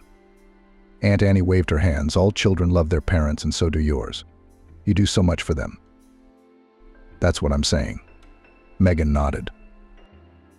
Annie took a candy from the vase and rustled the wrapper. "A child's individuality should be embraced. His view of the world to encourage, to guide, just a little support," she mumbled. "So how to accept, if they break their life, their future life?" Megan thumped her fist on the table, spilling her tea. "But it's their life, and you can't protect them from all their mistakes." Aunt Annie calmed her down, helping her to wipe up the puddle on the oilcloth. "The world is changing, and they are changing. You're teaching them to accept. What about you?" Megan suddenly froze. Her neighbor's words poked her in the soul, but she couldn't admit it. The woman was trying to be a caring mother from a position she'd seen in her childhood and thought was right. I have 2 boys. Annie sat back down, so what do you think? They drank and smoked when they were young. They went out and got Fs. But now they're both handsome, both family men. They bring their grandchildren to me on weekends. Real men have grown up. The neighbor clapped her palm on the tablecloth. I scolded them, of course, in a good way, but I left the right for mistakes and bumps. The woman continued, if you insulted your friends, you got a slap on the neck from them. If you tried vodka, let it get so bad that it would kill you. That's how it's brought up. Only on their own skin they understand. I can't do that, Megan shook her head. Her neighbor took her hand in a conciliatory manner. Megan, even if you can't, the main thing is that you love them and want the best for them. They'll grow up, they'll understand later. For now, let them be sarcastic. Don't take it personally. Be above the childish antics. They need to prove themselves. Spread their peacock tails, let them. Megan remembered her daughter's tattoo, her son's capriciousness and coldness, and could not understand how she could react calmly to such an attitude from people close to her, although that was exactly what the kind-hearted neighbor had insisted on. A paradox, no other way. Stella ran away to the capital with some maid at the age of 18, having drunk a lot of her mother's blood. She didn't want to go to school, but she did some management and executive courses. Megan had many conversations with her daughter about the need for a normal education, but everything was like a pea against the wall. Stella was of a different opinion and stubbornly continued to tear down the standardized female image.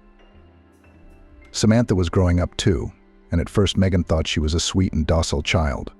She wasn't soulless and narcissistic like her brother. She wasn't selfish and dodgy like her sister. She helped around the house, even though she grudgingly cooked and cleaned. But since she was 14 years old, Samantha's mind was exclusively on partying and boys. She often skipped school, ran on dates, hanging around with one suitor and another. Teachers called Megan with interrogations and requests to influence her daughter to no avail. One day Samantha endured her mother's admonitions for a long time, and then she gave out. I'm young, I want to have fun. I don't want to grow moldy over books. Megan was appalled by this statement. If John and Stella at least had goals and desires, even if they didn't quite fit the gold standard, Samantha was close to going down a crooked path. And so it happened.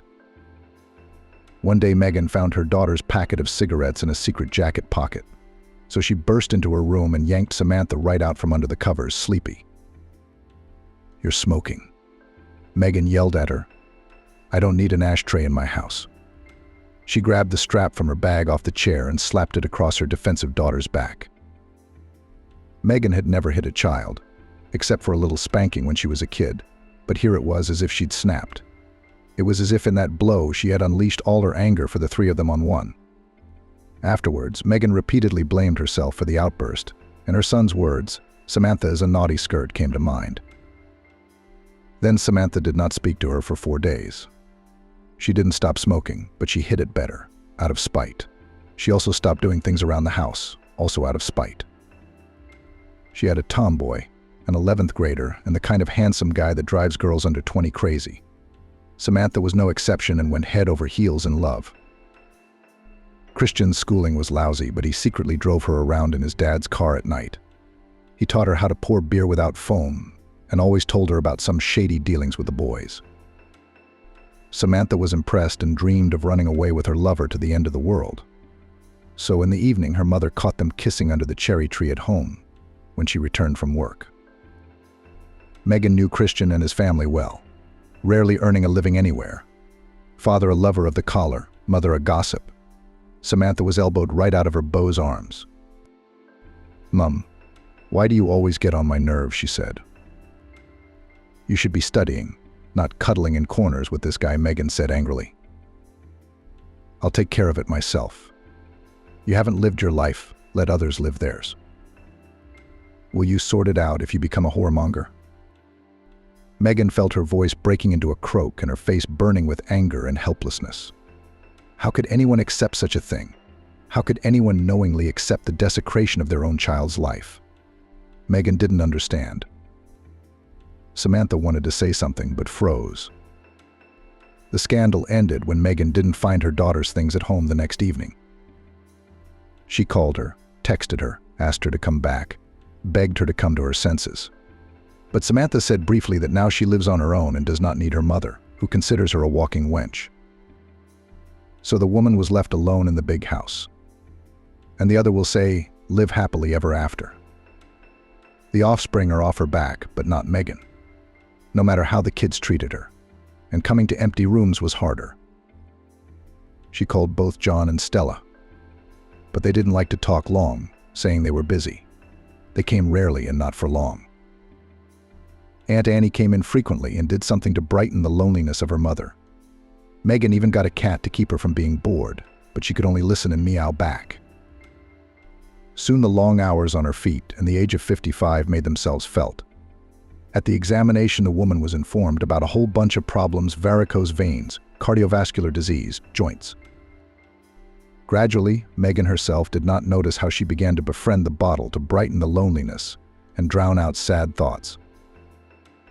Aunt Annie walked into Megan's house and found the landlady asleep in the kitchen at the table. The woman roused her. Lately, Aunt Annie had been very concerned about her neighbor's condition. She had become unsociable, crying all the time, and even the house had become neglected. Annie tried to visit more often, but she couldn't stay with Megan. She was in her 70s. "Megan, come on up. It's morning," she shook her yawning and mumbling landlady. She jumped up, looking round and then shamefully hiding the wine bottle behind the table. "You've had enough of living on your own," Annie said as Megan cleaned herself up and began to prepare breakfast. "Who needs me? Men look at young men, and I'm old." Annie smiled, though she meant something else.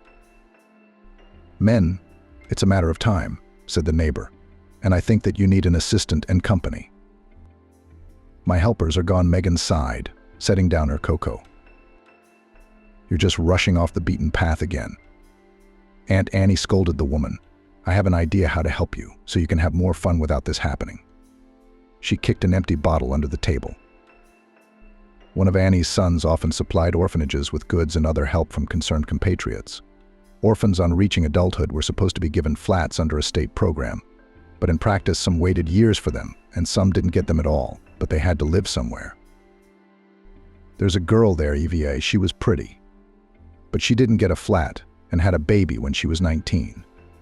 Now she's scrounging around. You know how hard it is to earn money for rented accommodation with children. I feel sorry for the girl." "I don't know where you're going with this, neighbor." Megan listened intently.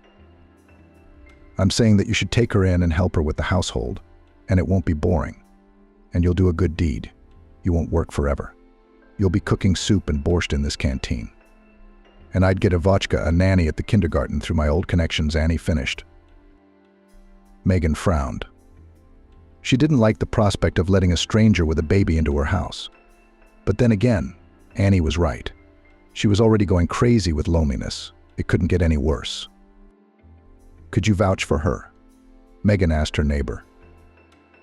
"If I didn't vouch for her, I wouldn't even be having this conversation," Aunt Annie nodded. "I've known Ivotchka for a long time. I even wanted to adopt her. But where would I go as an old woman? Didn't they approve? So let her help you and live with you," Megan said. Annie looked into her eyes carefully, warmly and understandingly.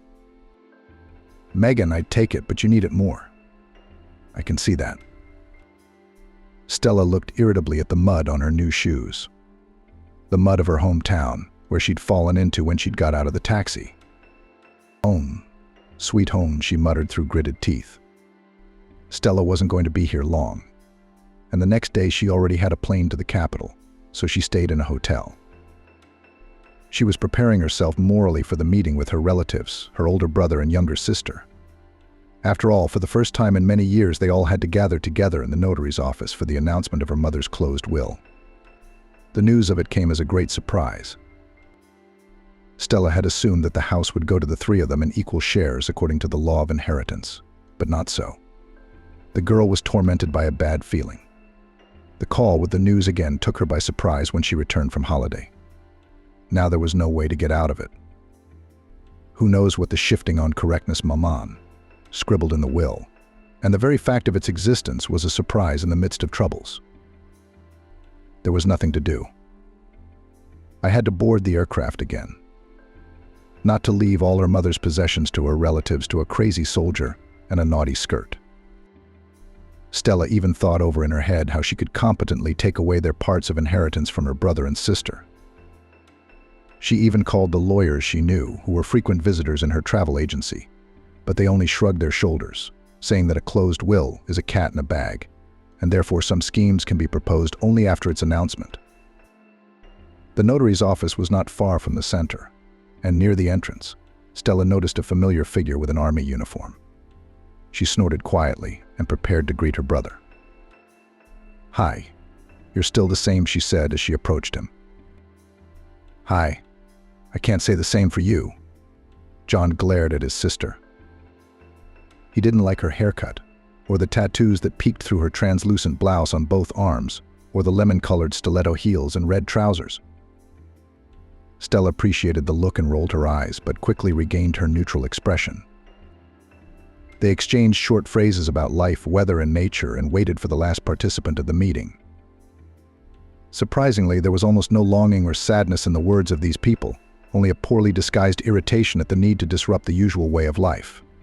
No one even thought of going to the cemetery to say goodbye to the deceased. "She's a slacker in her repertoire," John grinned. Lighting another cigarette, "She was told to be here by 12, so it's early morning, and she's not here. She's probably wondering where she woke up today." Stella chimed in. Probably mocking her younger sister was the only thing she and John had in common. Soon a taxi pulled up outside the office. A disheveled Samantha jumped out in a hurry. Her hair was tucked into a ponytail, her crumpled t-shirt straightened out of her jeans. "I think you were right," John whispered in Stella's ear, glaring scornfully at his relative. "You're late," Stella said without greeting or ceremony to her younger sister's face. "I know," Samantha snapped back. "It's not my fault the bus took so long."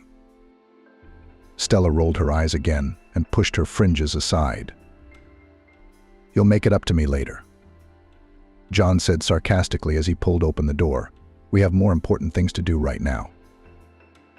The notary, who looked like a business canary, put everyone in their chairs. "First of all, I'm sorry for your loss. Losing your mother is a great blow. If I may, without further ado. We're busy people. We don't have much time." The notary nodded ceremoniously and asked for the testator's death certificate. John pulled the document out of his briefcase and handed it to him. The man ran his eyes over the papers, checked something, made a short note, and finally pulled an envelope from a desk drawer. He showed his signature and date on it. Mum must have felt it. She had drawn up a document 6 months before she went to the other world, Stella whispered, not addressing anyone in particular. Why did she have the nerve to write that will in the first place? John replied irritably. Maybe someone put the idea in her head, Samantha suggested, and instantly caught the frowns of her relatives. Both of them didn't like the idea, because the consequences could be bleak. The second envelope was also properly signed by 2 witnesses and the notary himself. In one of the curlicued signatures, Stella recognized the hand of her neighbor Aunt Annie. The envelope was opened, and at last the required paper lay on the notary's desk. The deceased's will was written on an ordinary yellowed sheet of paper from an old notebook, which did not fit in with the official office and the situation. While the notary read out the text, Stella nervously tapped her fingernails on the phone screen. Samantha was stirring a candy wrapper in her hands. John was crunching his knuckles. Everyone realized the importance of the moment and waited. I bequeath all my movable and immovable property. The notary raised his eyes at the audience, made an expressive pause to EVA Smith. There was such silence that one could hear a fly crawling on one of the folders on the far shelf. I take it there is no Citizen Smith here. The notary looked at the young people with equal surprise. What? Stella jumped up first from her chair. Who the hell is Smith? What the hell is Smith? What the hell is going on here? She rushed to the table, wanting to see for herself if she had heard a mistake or a joke. But her mother's handwriting said exactly what she'd heard. None of the names of the 3 children Megan had put in the will, and the complex signature at the bottom with its many curlicues testified to the genuineness of what she had written. Stella remembered from high school trying to copy it in her diary and failing miserably every time. "We won't leave it like that. We'll contest it. We'll sue that Smith, whoever she is." "Yeah, sue all you want." The notary shrugged his shoulders indifferently. "My business is done. Oh, and don't forget the copies." Under the puzzled, lost, and somewhere angry looks of those present, he made 3 copies of the will, certified them, and handed them to everyone in turn. "I'll get that Smith from under the ground," thundered Stella on the doorstep of the office, not at all embarrassed by passers-by. "This is the house, and my father's garage, and the land where he wanted to build a summer house." Samantha was twiddling her thumbs in horror. Her mum gave it all to her. John spat in the flower bed. "I wish I knew what it was for." It's all right. We'll sue. We'll get every last plank in the house." Stella's eyebrows rose angrily, her eyes blazing with rage. "We will. Only you. Don't expect us to share too much." John slowed her down. "What do you mean?" Stella drilled him with a glare. "I've got a son growing up. He needs a place to live too." John emphasized the word son. "And I need to invest in my business. You'll earn a house for your son too." Stella bit him back. "Hey, I don't actually have a flat. I live in a rented one," Samantha shouted, listening to her brother and sister bickering. Both of them stared at her with such eyes that it became clear that they were ready to get rid of the 3rd applicant for the inheritance right here. Samantha squeezed her head cowardly into her shoulders. The bickering under the door of the notary's office continued. Everyone realized that a quick resolution of the case would drag on for an incomprehensible period of time and incur costs and nerves. "Meet Eva, and this is her son, Oliver." Annie introduced Megan to the girl standing modestly on the doorstep. She had a 1-year-old baby in her arms and a small check bag. She was poorly dressed, but she had a thick, shoulder-length blonde braid and huge blue eyes that still held a certain childlike naivety and belief in miracles. Megan remembered how children had looked at her with those same eyes, a long, long time ago. "Ivochka, you come in, make yourself comfortable. Megan will show you everything." Annie pushed the hesitant girl into the room. When the guest had left, the neighbor asked her, "Megan, why don't you look like you belong here?" "Good girl, did I ever cheat you?" "She's good, Annie. She's good," Megan said. "But I'm not used to her. I need to look at her more closely." Megan looked at her for a couple of weeks. At first, the conversations between the new acquaintances were awkward and clumsy. Aunt Annie, as promised, got the girl a job in a kindergarten, where she was happy to go to work. This way she could look after her baby and earn a little money. In the house, Eva did not do much housekeeping, only asked short questions about cleaning and other household trifles.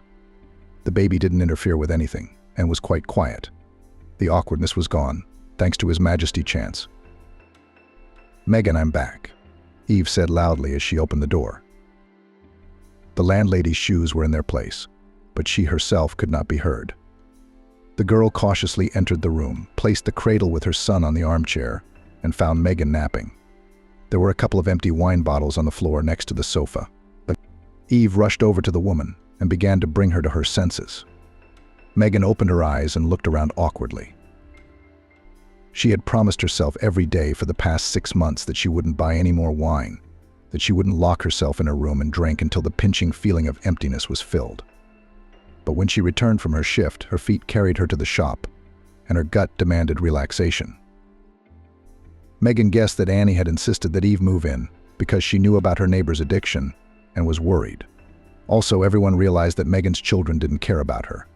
They were busy with their own lives and would at most put their mother in rehab for a while. "Megan, what are you doing?" EVA looked worriedly into the woman's eyes. "Your blood pressure, your heart isn't right, and you're drinking." Megan staggered back. The girl shamed her, but justifiably so. And then the unexpected happened. The accumulated tension, longing, sadness overflowed the cup and tears spilled out. Megan buried herself in Eva's chest and burst into tears. The girl fell into a stupor for a few seconds, and then embraced the woman and began to affectionately stroke her back and comfort her as if she were a small child. "I always dreamed of having a big family," said the lady of the house, while Eva was pouring tea. "I wanted to be a mum. I played mother's daughter all my childhood, read fairy tales about princesses." Oliver sat in the pram, staring at Eva and Megan. He listened too, occasionally crooning and banging his fist on the side of the stroller. Mum didn't allow her to go out with boys. She taught her to be meek, docile, soft. She told me to take care of myself for my husband. And I looked at them and my father and thought that I would have the same, a warm family atmosphere and respect. A hot dinner in the evenings at a big table. Our table was small though, and our flat was only 2 rooms. Megan sniffed her nose like a schoolgirl. Eve put the cups on the table and sat down on a stool next to her, watching her son, who was starting to fall asleep. I always thought that my husband was a support, a wall, the main and wise one. That's how I lived until I met Alex. I fell madly in love, but I didn't see who. I got pregnant with John. We got married. And then Alex moved us here, to this house, and I realized I was in a fairy tale. The woman grinned and sipped from her mug. Not the fairy tale I'd read, though. I thought I was a princess, but it turned out to be Cinderella. You'd know how much I crawled here on my knees pregnant, scrubbing the floors, washing all the windows and mirrors every day. I cooked 3 dishes with a belly first, second, and compote. Eva listened without interrupting. My husband worked, received well, we had enough, but he demanded perfect cleanliness and housekeeping, and I happily plowed like a horse on the domestic barns. I loved him a lot. Caught rare moments of tenderness from him after reproaches for dirty table or unpalatable cutlets. I thought it was my own fault. I didn't work hard enough. I didn't look. Then my son was born and I went into motherhood, began to raise my own joy. Only bad things stick easier and faster. We all know, and instead of a good son grew a copy of her husband, who thought that a woman should only. Oh, his poor wife now, poor girl. How guilty I feel for her. Megan sniffled again and hastily pulled a napkin from the napkin holder. "It's not your fault," Eve intervened gently.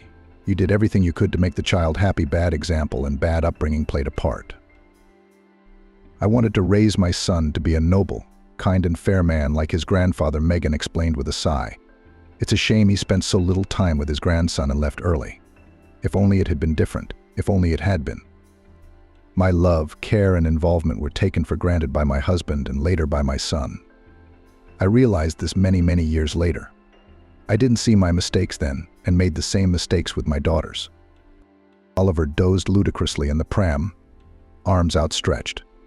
Megan stood up to cover the baby with the blanket. Eva didn't bother her. When I got pregnant with Stella, my husband demanded I contribute to the family budget. So I ran headlong into a job. We're a family. But mentally, he ate me up every single day. And then I found out he was cheating. I cried to my mom, looking for support. She said that everyone has such patience. The main thing is children. He'll take a walk and come back.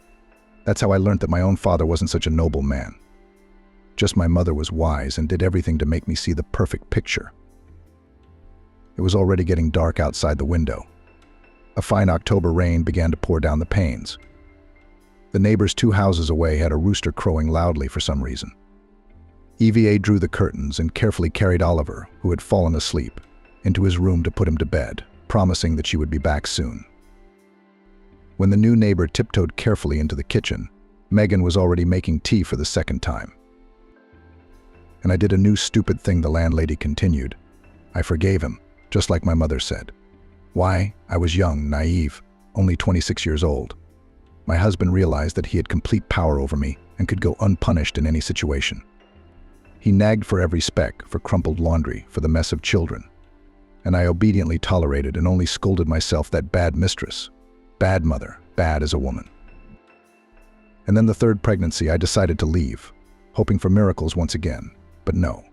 In bringing up the girls, my husband was stricter, scolded for any disobedience, even the very tiny Samantha, and for some reason I gave in.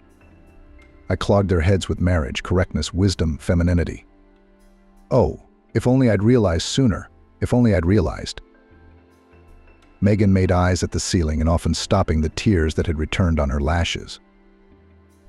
And when her husband crashed with his mistress, as I found out later, it was as if the rope around my neck had loosened. I wondered myself that I should be sad and crying, but I wasn't. Even though I had to work harder, I was glad, but for now only that no one else would come to my bed from under someone else's skirt. Quiet humiliation went away and my eyes began to clear, but I still lived indoctrinated by my mother. A woman needs a family, a loving husband, her own corner. I tried to instill that in my daughters. I got so far that now they both see me as an enemy, and my son as a second-class man. Eve moved closer and lightly hugged Megan, whose shoulders were shaking. I wanted so much to raise sweet, affectionate girls, but with my impositions I've raised an egoist and a walker. Do you know, Avochka, what is the saddest thing in this story? She looked up at the girl. I realized my mistakes only when they all left. And I'm old and alone and none of them need me. Megan, don't be so nervous. Eve's calm strokes on her back were soothing. All people make mistakes, but there are no mistakes that can't be corrected. You did what you knew how to do. You loved and cared for them as best you could and knew how. I'm sure it's worth talking to everyone and everything can still be saved. Oh, my dear, do you think I didn't try when the realization hit me? Megan sighed. I called. I wrote. I invited them to visit. They waved me off, said they were busy. The only thing I got was a couple of meetings with my grandson and money for medicine and doctors. I decided to go to them myself, but they stopped me. I tolerated, tried to understand, to justify them, but I knew I was deceiving myself. I was burned by this feeling of helplessness before those whom I myself created. And I broke down. Yes, I started to drink. It's the only way I can dull for a little while the pain of not being needed by my children. All your life you have given yourself and your joy to those around you, husband, children, strangers. Were you ever really happy? Eva asked cautiously. I don't remember. I was happy for my son's grades, for my husband's success, for the fact that the children ate well and did not get sick. That's not it, Eva said, although as a mother I understand you. I'm happy when Oliver eats and sleeps well. But that's different. When you were happy for yourself, were you genuinely happy inside? This time Megan was silent for a long time, trying to search her memory for such a long-forgotten feeling, and found it only in childhood, when her mother brought her a small kitten from work. Megan had played with it for a long time, cherishing it and stroking it. I think I'd long since forgotten what it felt like, she said quietly. A lot of people forget, but it is very important to keep the ability to be happy at any age. Eva smiled. Let's learn again. Come on, and please just call me Megan. The woman smiled weakly in return as well. Thank you. Surely the neighbor knows who this EVA is, Stella reasoned as she sat in the taxi, once again cursing at the lack of asphalt in the dirt of her hometown. When the fervor for swearing at the notary's office wore off, the trio decided to go to Annie's. She had called with the sad news she was also a frequent visitor to her mother's house, and her signature was on the envelope with the will. Stella, Samantha, and John agreed that she was the person to ask first. There wasn't much time. Everyone had their own things to do in town. They wanted to solve the difficulties that had arisen quickly, but it was not to be. Not only the situation became tense, but also periodic jokes and sarcastic clues to each other added fuel to the fire. They found the neighbor at home. Stella did not hesitate to bang her fist on the wicket door. Aunt Annie came out. Hello, hello. She greeted the unexpected guests with a youthful strut. And I've been waiting, wondering when will you shameless people show up? Aunt Annie, let's not get moralizing. Stella wrinkled her nose and tried to go through the gate. Aunt Annie put aside her bun, blocking the girl's way. You have no conscience at all for not coming to your mother's funeral. And as soon as you opened the will, you came running. The neighbor continued to reprimand the sibling standing by the fence. That's the law. John couldn't take it anymore and raised his voice. Why are you shouting? The granny told him. You've grown so big you've put on epaulettes, but you've never become a man. John opened his mouth in amazement. They remembered the neighbor as God's dandelion, who never said a rude word, brought them sweets and sweets. Let's put down what you think of us. Answer one question for us, and we'll never see each other again, Stella said in a tone that muffled the conflict. Suddenly, a girl peeped out of the kitchen window of the house, which overlooked the wicket. Aunt Annie, what's all the shouting? Is everything all right? Yes, Yvonchka, go put Oliver down. I'll be right there, the neighbor replied. Yvonchka? Stella's eyebrows went up. Just a minute. But it was too late. Aunt Annie slammed the wicket door shut with an unprecedented swiftness for an old woman. There was the suppressed shriek of Samantha, who had her fingers nailed, followed immediately by John's profanity. The company realized that no one else would talk to them here. The swinish attitude towards their mother had played its part. Stella and John took some documents and things from the once empty house, and then all three of them left for their respective cities. This is for you, Eve smiled radiantly and handed Megan a candy floss stick. For me, the woman was so confused that she looked at the treat with fear and confusion. It was Indian summer, a Saturday. Both of them had the day off. A small circus was performing in the local park. EVA, on the pretext of going out with Oliver, had dragged Megan out to walk there. Come on, come on. She jokingly hurried Megan on her doorstep. On the last warm days of October, it's a crime to stay indoors. The woman hesitated at first, but then agreed. Megan caught herself thinking that it had been a long time since she'd taken a walk like this. All her routes were calibrated for a specific purpose: work, home, shop, hospital. She had somehow forgotten that you could just wander aimlessly for fun, chatting with someone and not constantly looking at your watch. The park was already beginning to put on its autumn finery. Crimson maples were dropping a carpet of patterned leaves on the pavement. Birch trees were swaying their soft branches, where, like a scattering of coins, the foliage was golden. In the flower beds, late velvets and dahlias bloomed with furry pompons. The sun glistened on their petals with beads of night rain, and only the fir trees were unperturbed green spots in the orange red of October. Megan even admired the landscape, breathing in the still warm but already damp autumn air. She remembered long-forgotten sensations: calmness, joy, silent, quiet delight, when vanity seemed to be wiped away like dirt from glass. Did you enjoy the performance? Evie asked. Yes, I haven't been to the circus in probably 20 years, Megan admitted. I never thought I could go there just for fun, without a reason or my kids. A lot of things are fun to do for no reason, EVA said, fixing Oliver's cap, who said you needed a reason to be happy. Megan looked at her with either respect or sudden insight. You know, EVA, you're not at all what I used to think you were, she admitted.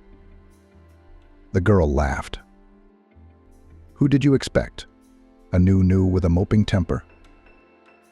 Well, not exactly, Megan faltered awkwardly. The question had stumped her. EVA wiped Oliver's applesauce-smeared hands, put him back in the pram, and said, I came to the orphanage as an adult, at the age of 12, and I already knew what it was to starve, what it was to hide from a drunken father in the cellar. That's why I learned to appreciate joyful moments, and in the orphanage I realized that if you let your guard down and cry all the time, you can go crazy. Now Megan listened eagerly to her companion. It was amazing how Eve's appearance didn't match her strong core inside. It was carefully hidden from view, though.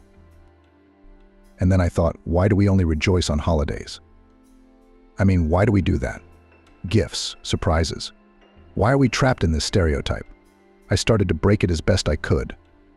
First, I made paper cranes for all the children in the orphanage, and then I figured out how to sew beautiful outfits from the things that were donated to us. We even organized a fashion show once. Megan laughed. She was surprised at how much will, fortitude, and courage to appear different was in this fragile girl. I loved what I was doing. And I saw that joyful moments are very much needed all around, from small to great. My students reached out to me, and of course someone fell in love with me, EVA sighed. It was a spontaneous feeling, an impulse inspired by my idea, a joy in the midst of grayness. But now I have this little Kolobo. She patted Oliver's head affectionately. But all is never well. She glanced meaningfully at Megan, and when I turned 18, I found myself with a baby outside the orphanage. They wanted to leave him there, but I wouldn't let them. I couldn't get a flat. and I rented a room in a communal flat on my cleaning lady's salary and child allowance. That's how I realized to the fullest extent how important it is to be happy that you just live, and perhaps help others to live. Is that why you went to work with the kids? Megan suddenly guessed. Yes, Eva nodded. Children still know how to enjoy the little things. With adults, everything is drowned in routine, in some stereotypes and invented frameworks. We drive ourselves into a cage where there is nothing but vanity, problems, and fears. There are very few people who in adulthood can genuinely rejoice and see the beautiful things around them. She pushed back her braid and pointed to a woodpecker on the trunk of one of the maples. Megan also noticed the bird with the red beret hopping busily on the bark.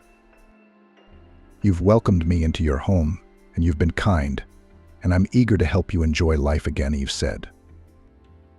And you're starting to get good at it. Megan hugged the girl, hiding her wet eyes from her. It had been a month since that conversation in the kitchen that evening. Megan had forgotten the last time she'd had a drink, and her house felt cozy and bright again, in a way it probably never had been before. Maybe it was because both women needed that coziness, and both tried to keep it. Evenings were spent talking over fragrant tea or taking walks. Eve told Megan about everything. The woman was amazed at how broad the girl's horizons were and how much she had missed in her life. One day the group wandered into the evening park again, and some guy gave both of them a rose. Megan was so embarrassed she didn't know where to put the flower. She finally wanted to come home in the evenings, to cook something delicious, to hang out with Oliver and listen to EVA. It was amazing how close to her this girl, a stranger by blood, had become. Aunt Annie sometimes came to visit and watched Megan come to life more and more, the blush returning to her cheeks and the sense of purpose in her eyes.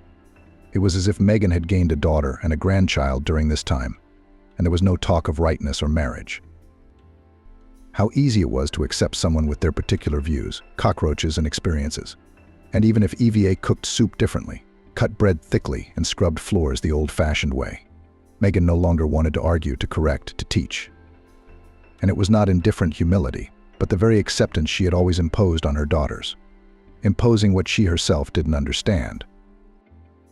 One day at lunchtime, two men in overalls knocked on the gate of Megan's house. The landlady stepped out, looking behind the wicket in surprise. Eva was putting Oliver down for his afternoon nap. "Hello, we're from the utility company. We're checking for wiring past the meters." The men introduced themselves and shoved a form under Megan's nose, which she didn't have time to look at. "We're legal," she said, confused. "If it's legal, we'll check for frayed wires. What if you have a leaky roof? The danger of fire due to a short circuit is not a big deal." One of the guests raised a finger and put his foot very firmly into the courtyard. "All right," the woman stepped aside, allowing the worker to pass. The repairmen began to examine the wires and their location, then with serious faces looked at the pole, scratched their heads, wrinkled their brows, and as a result they said, "You have one wire here that is not connected to the meter, and the coating on it is frayed. We should cut it off and see if there's any sign of a short circuit in the house." "I don't think it's shorted out. The TV's working. The light bulbs are intact." Megan shrugged.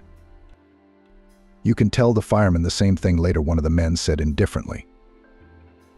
The woman had no choice but to let the workers into the house, and they began to do a lot of work there. They started climbing along the sockets, picking at the lamps, looking into the switchboard, examining how the wires were laid, without even taking off their muddy boots. Megan just sighed with a palm resting on her cheek in the corridor. 10 minutes later, one of the workers came up to her again and said with a mournful face, "Mistress, there was a leak in the ceiling near the switchboard and sockets without grounding. You need to repair, or Chirocronet's 220V from the kettle or iron in the rain and all." He even made scary eyes for convincing. "So how is it? How many years have I lived and everything is calm?" Megan only splashed her hands. "You live for so many years and tomorrow it will happen," continued to frighten her interlocutor. Suddenly his partner came out of the corridor, followed by EVA with a telephone in one hand and a heavy glass decanter in the other. "We don't need to change anything," she said sternly, shaking the schedule. "We didn't call anyone." "What are you doing, girl?" "We've come to fix the malfunctions," waved his hands at a man in blue overalls. troubleshooting that you just invented yourself. Get out, or I'm calling the police." EVA showed the dialed number 02 on the screen. The men cautiously put their heads into their shoulders and glanced round. Megan was dumbfounded, but her hand instinctively picked up the heavy Soviet kernel on the table, which she had recently used to pour soup for lunch. "Megan, these, shall we say, electricians came in with no tools, no ID, and a piece of paper from the internet. Call them and have them picked up." After saying that, the men rushed out of the house, almost knocking down the doors. All Megan could hear from the backyard through the window: "I thought you said it was a woman living alone, you dear." When her pounding heart calmed down and her breathing became steady again, Megan was already sitting at the table, waiting for Eve to put some valerian in her glass. "How did you realize that those crooks weren't from the utility company?" she asked the girl. "I saw and heard from the window how you let them in, and I noticed at once that they came without tools. Electricians don't just walk around like that, and they won't come at all if you don't call them." Eva was watching the drops on the neck of the vial, and then one of them dropped the paper they were shoving in your face, and that's when it all became clear. She set the glass down in front of Megan and pulled a crumpled piece of paper out of her pocket. It was a crooked scan of a 3-year-old installation permit. "Oh," the woman sighed, "what would I have done without you?" "Obviously, you would have been left with no savings," Eve answered bluntly, "but everything turned out fine. But let's change the locks on the gate and the door. You never know." The women became almost kin to each other. Evia had made friends with the younger members of the kindergarten staff.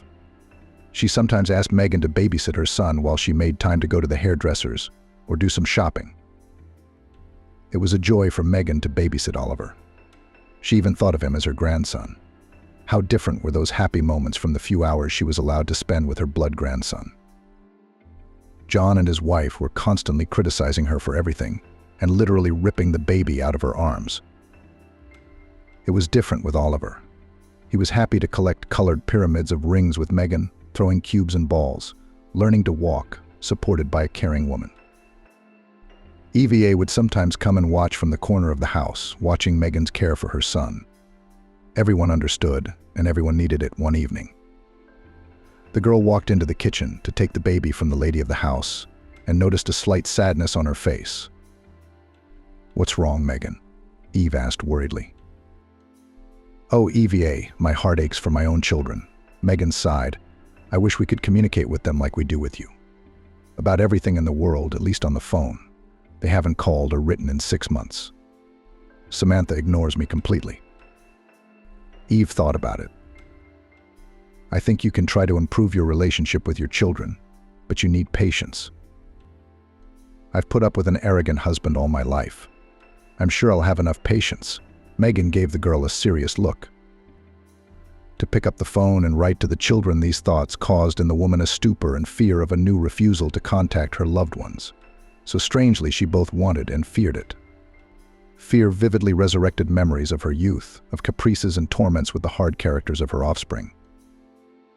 And then Megan pushed the heavy thoughts out with an effort and began to remember the autumn walk in the park and after the circus show. She imagined walking like that with Stella or Samantha. Finally, having tuned in enough, Megan dialed her eldest daughter's phone. "Hello," Stella's voice came through after a series of long beeps. "Hello, Stella." Megan exhaled, gathering her strength. "How are you doing?" "I'm fine. Why are you calling?" Her daughter's voice became suspicious. "Do you want money for the doctor or something?" "No, daughter, I just want to talk to you." The woman swallowed. "Well, you talk. I'm listening," agreed on the other end of the phone. Something rustled in the phone. A knowledgeable person would have immediately realized that the call had been put on speakerphone. "Stella, you and I have never understood each other," Megan began. "It's probably my fault. I forced things on you that I was unhappy with without realizing it. Please forgive me, but now I realize my mistake and I want to know how you live and breathe. I want us to be able to talk like girlfriends and not hold grudges. Is that okay with you?" There were clicks, distant mutterings, rustling. "Why are you talking to your girlfriends?" Stella's voice came from somewhere. as if from far away. Did Aunt Annie come? Or what? Then it became clear that the girl is settling some work issues on another phone. Yeah, we're chatting. Megan's lips quivered. Bye, daughter. She pressed the cancel button and cried, covering her face. Eve rushed to comfort the poor woman, but she sobbed like a wounded animal. Oh, I'm an old fool for hoping for a miracle. Megan scolded herself through her sobs. Who needs me with my morals? I do, let's try again. Megan looked at her dejectedly, smearing her tears. A little later, right? Eve corrected herself, nodding cautiously. The frustration and sadness left Megan alone only towards evening. She realized that one attempt wasn't enough, that more would be needed, and already the first one had stabbed at her soul. It was even scary to call John. He was the most callous and cold-blooded of the three. The woman didn't even know what words to choose for such an important conversation with her son. Only Eve's closeness, her support, sincerity, and participation gave Megan strength and determination. John picked up the phone immediately, unlike Stella. His clear, service-chiseled hello rang through the house, even from the tiny speaker. Hi, son. Megan began. I wanted to. Mum. Hurry up, John interrupted her irritably. I've got things to do. What's up? Nothing. Nothing. The woman lowered her eyes sadly. I'll leave you to it.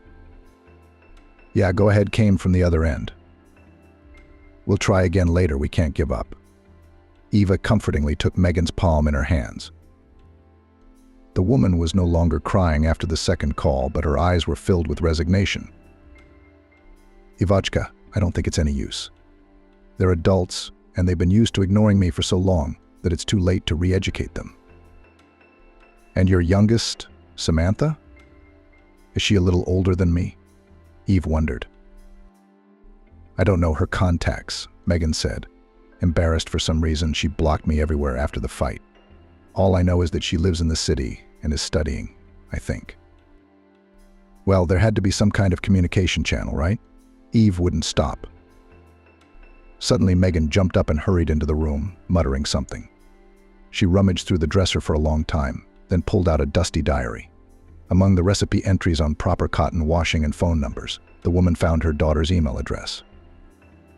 She used to use this address at school back in the day. Megan pointed to the corner of the page. I can't believe I didn't remember before. It's better than nothing, Evie said. We'll think of something to write tonight. In the meantime, why don't we go get some ice cream? Ice cream in December? Megan smiled. Why not? Eve winked at her, who says we can't. You'll be in a better mood in no time. Just what the doctor ordered on a gloomy day like this. She went into the freezer for a batch of ice cream.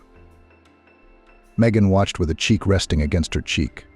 She realized that Eva was trying her best to keep her spirits up, but her motherly heart would still ache. Even though Eva had become like her own daughter, she couldn't undo the mistakes of the past on her own. It's amazing how sometimes common troubles pull together and try on even sworn enemies. After returning to their respective towns, Stella, Samantha, and John started a general chat room where they discussed the issues with contesting the will. It took a couple of weeks to figure out Eve's identity and get the outside story. Albeit with a creak, the company agreed to split the inheritance exactly 3 ways. Nevertheless, Stella pestered the lawyer with questions about how to legally get the most of it. The poor boy already regretted that he had tangled with her, and mentally cursed all the gods who once invented the court and inheritance. This is Evka, an orphan with a litter. Stella broadcasted in the voice message. Allegedly took care of her mother for the last year, but there are no documents to prove it. So she and her offspring are screwed. It's interesting, John answered. Some left-handed girl with a child lived there for a year, and her mother described everything to her. What kind of a ride of unprecedented generosity is that?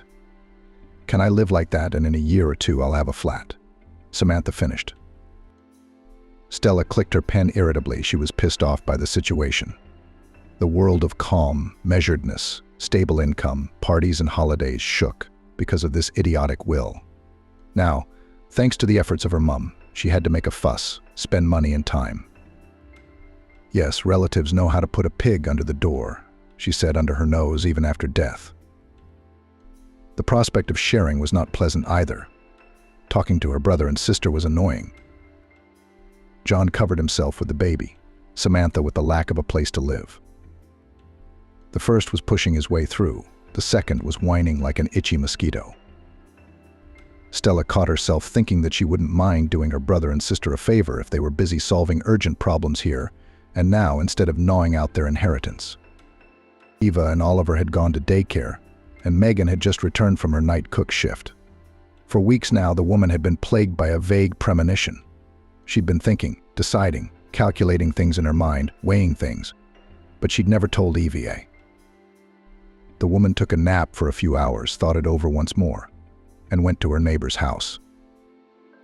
"Annie, I want to write a will," she blurted out, sitting down in front of her. "God be with you, Megan."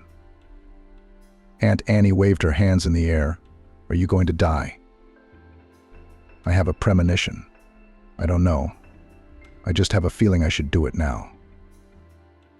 When Aunt Annie stopped oohing and ahhing about her neighbor's statement, she clarified. "It took me a long time to get round to it, but I think I'm doing the right thing." "Well then, it's necessary to call a notary if you're going to do it," Annie thought.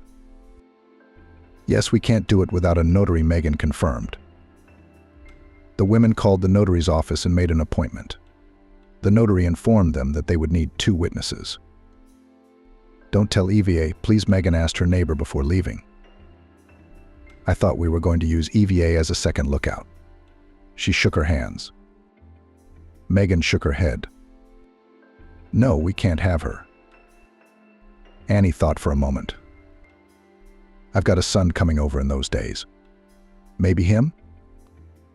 Megan agreed, nodded, said goodbye to her neighbor, and went home with a slightly relieved heart. The day before, she had spent a long time composing something else, an email to her youngest daughter. She wrote a bunch of pages, scribbled, wrote again, scribbled. Then with difficulty she created a mailbox with Eve's help and slowly retyped the text onto the screen. It had been a week since she'd sent it, but her inbox was just as sad and empty. Evie had said that sooner or later her daughter would respond with something, a single word. Megan tried to believe. She generally tried to notice more good things around her. It had become an acute daily necessity on the way to getting rid of the enormous guilt and resentment she felt toward herself, her children, and life. And at times Megan felt she was succeeding. In the flight of a swift, in the glint of a puddle in the sun, in the warmth of a mug of fragrant tea passed from hand to hand, she gathered the grains of her medicine. And close by was the one who always supported and protected the fragility of the recovering soul. Stella enlisted all her connections and hired the best lawyer available to challenge her mother's will as soon as possible. It took several months, but the girl got her way. In court confirmed that as direct heirs of the first turn of the native children of the deceased, the 3 of them, Stella, John, and Samantha, have legal rights to receive all the property of the mother. However, the second part of the plan could not be realized. The inheritance was awarded equally to each of them. Nothing. Stella rubbed her hands together as she left the courtroom. "We'll use our own methods here. The main thing is that the sneaky orphan was left with nothing." The bossy head of the travel agency was accustomed to do so when legal methods were exhausted. A couple of conversations hit the right pain points, scare her, gather dirt. Who cares how she gets what she wants? John and Samantha didn't attend the trial. The first referred to the service, the second on the cost of traveling. Stella alone represented the interests of the 3, though the interest here was rather entirely hers. The relatives were notified of the entry into the inheritance by registered letters from the lawyer. The girl thought over ways of action, how to force the fools, brother and sister, to sell the mother's property as soon as possible, so as to hide from them part of the income from the transaction. Stella's plans were Napoleonic. She had long yearned to open a second branch of the agency, to exchange her 1-bedroom for a 2-bedroom closer to the center, and what to say, to run away to the States. Neither a fair division of money nor the welfare of relatives, Stella did not care what was to say about a strange girl with a strange child. Neither EVA nor Aunt Annie attended the trial. The old woman and the young mother had no opportunity to go to the capital, although they knew what was happening. Eva was taken aback when she learned that Megan had left her all her possessions. The girl was very confused. She experienced 2 shocks in a month, first from Megan's death, then from her will. The woman passed away in her sleep, having had a heart attack. Eva found the one on her bed when she got home from work. It was 2 months after the will was written. Megan had a feeling, and she wasn't wrong, unfortunately. Where the hell is that damned abstract? Samantha muttered irritably to herself as she picked at the bowels of her laptop. The previous day she had been given a study assignment, and she remembered that at school she had prepared a big report on a similar topic. Samantha decided to find it, print it out, and hand it in again, so that she wouldn't waste time collecting and processing the material again. Stella had contested the will, and now the 3 of them were the rightful owners of the house, land, and garage. Samantha was tempted to look for a cozy flat in the suburbs. She was already dreaming about moving in, what kind of renovation she would do, what kind of sofa she would buy. All the furthest school folders of the laptop were dug through and through and through. Nothing could be found through the system search either. Samantha was already nervous, imagining a sleepless night preparing an essay. But her memory told her that she had sent the paper to the teacher's post office in the 10th grade. She had to remember the password to the mailbox she hadn't used for a long time. After much manipulation, Samantha managed to log into the account. She began scrolling through her inbox with interest. Mostly there were advertising offers, emails from some dreary scammers, and archival photos of her classmates. Stop. What is this? Suddenly Samantha saw a letter from an unfamiliar address. It was strikingly different from everything else that had accumulated in her email box over the years. It wasn't that old. It had been sent just under 8 months ago. My eyes ran along the lines indifferently at first, but with each word I read, interest, anxiety, embarrassment, realization, and shame grew like a snowball. Hello, my daughter. How are you? I don't know whether you will read my letter or not, but still I hope for the former. I want to ask your forgiveness for everything from beginning to end, for the upbringing you disagreed with, for my desire to mold you into a copy of myself and condemn you to the same torment, for my inattention to your inner world, and for the gulf that separated us that evening at the courtyard, turning into years of silence and coldness. I hope you'll forgive me. I didn't realize my mistakes until many years later, but I don't blame any of you 3. You grew up to be who you grew up to be, and I'm still secretly proud of you all. But we've made so many mistakes. Resentments, misunderstandings, harshness, rudeness have divided us all as if we were strangers. How many of your happy moments I missed and didn't see, for which I now blame myself terribly. I wouldn't have dared to write to you, my daughter, if I hadn't had help. I met a girl who opened my eyes and showed me what I had been depriving myself of all the years of your childhood. I finally have the strength to admit it. I realize I'm asking the impossible, but let's try to become just a little closer as family people. I hope with all my heart for a speedy reply. Your mum, Megan. Samantha finished reading the letter, lips jumping, shoulders shaking. She threw herself onto the back of a chair and burst into tears. Those pure and sincere words from her mother burned all the years of resentment out of Samantha's soul. That night the girl did not sleep. She forgot about the essay, about her studies, about the fact that she had to go to classes the next day. Samantha sat on the floor of the room against the wall until morning, hugging a small plush toy she had brought from home many years ago. It had been given to her by her mum for the 1st of September. The toy had been gathering dust under the couch in a bag for years, but today Samantha found it, blew the trash away, cleaned it, and coddled it like a kitten. At dawn, the plush was wet with tears, her eyes swollen, her face flushed. As soon as the clock struck 8, Samantha realized it was time, or rather, she could already. She frantically flipped through the phone book, looking for Aunt Annie's number. When she found it, she called the older woman, apologized repeatedly, and struggled to get Evie's number. Her fingers trembled. Samantha exhaled, hastily wiped a tear from her cheek with the palm of her hand and dialed the numbers. Hello, Eva. You don't know me, but we need to talk. My name is Samantha. I'm Megan's youngest daughter, and I want to give you my share of the inheritance.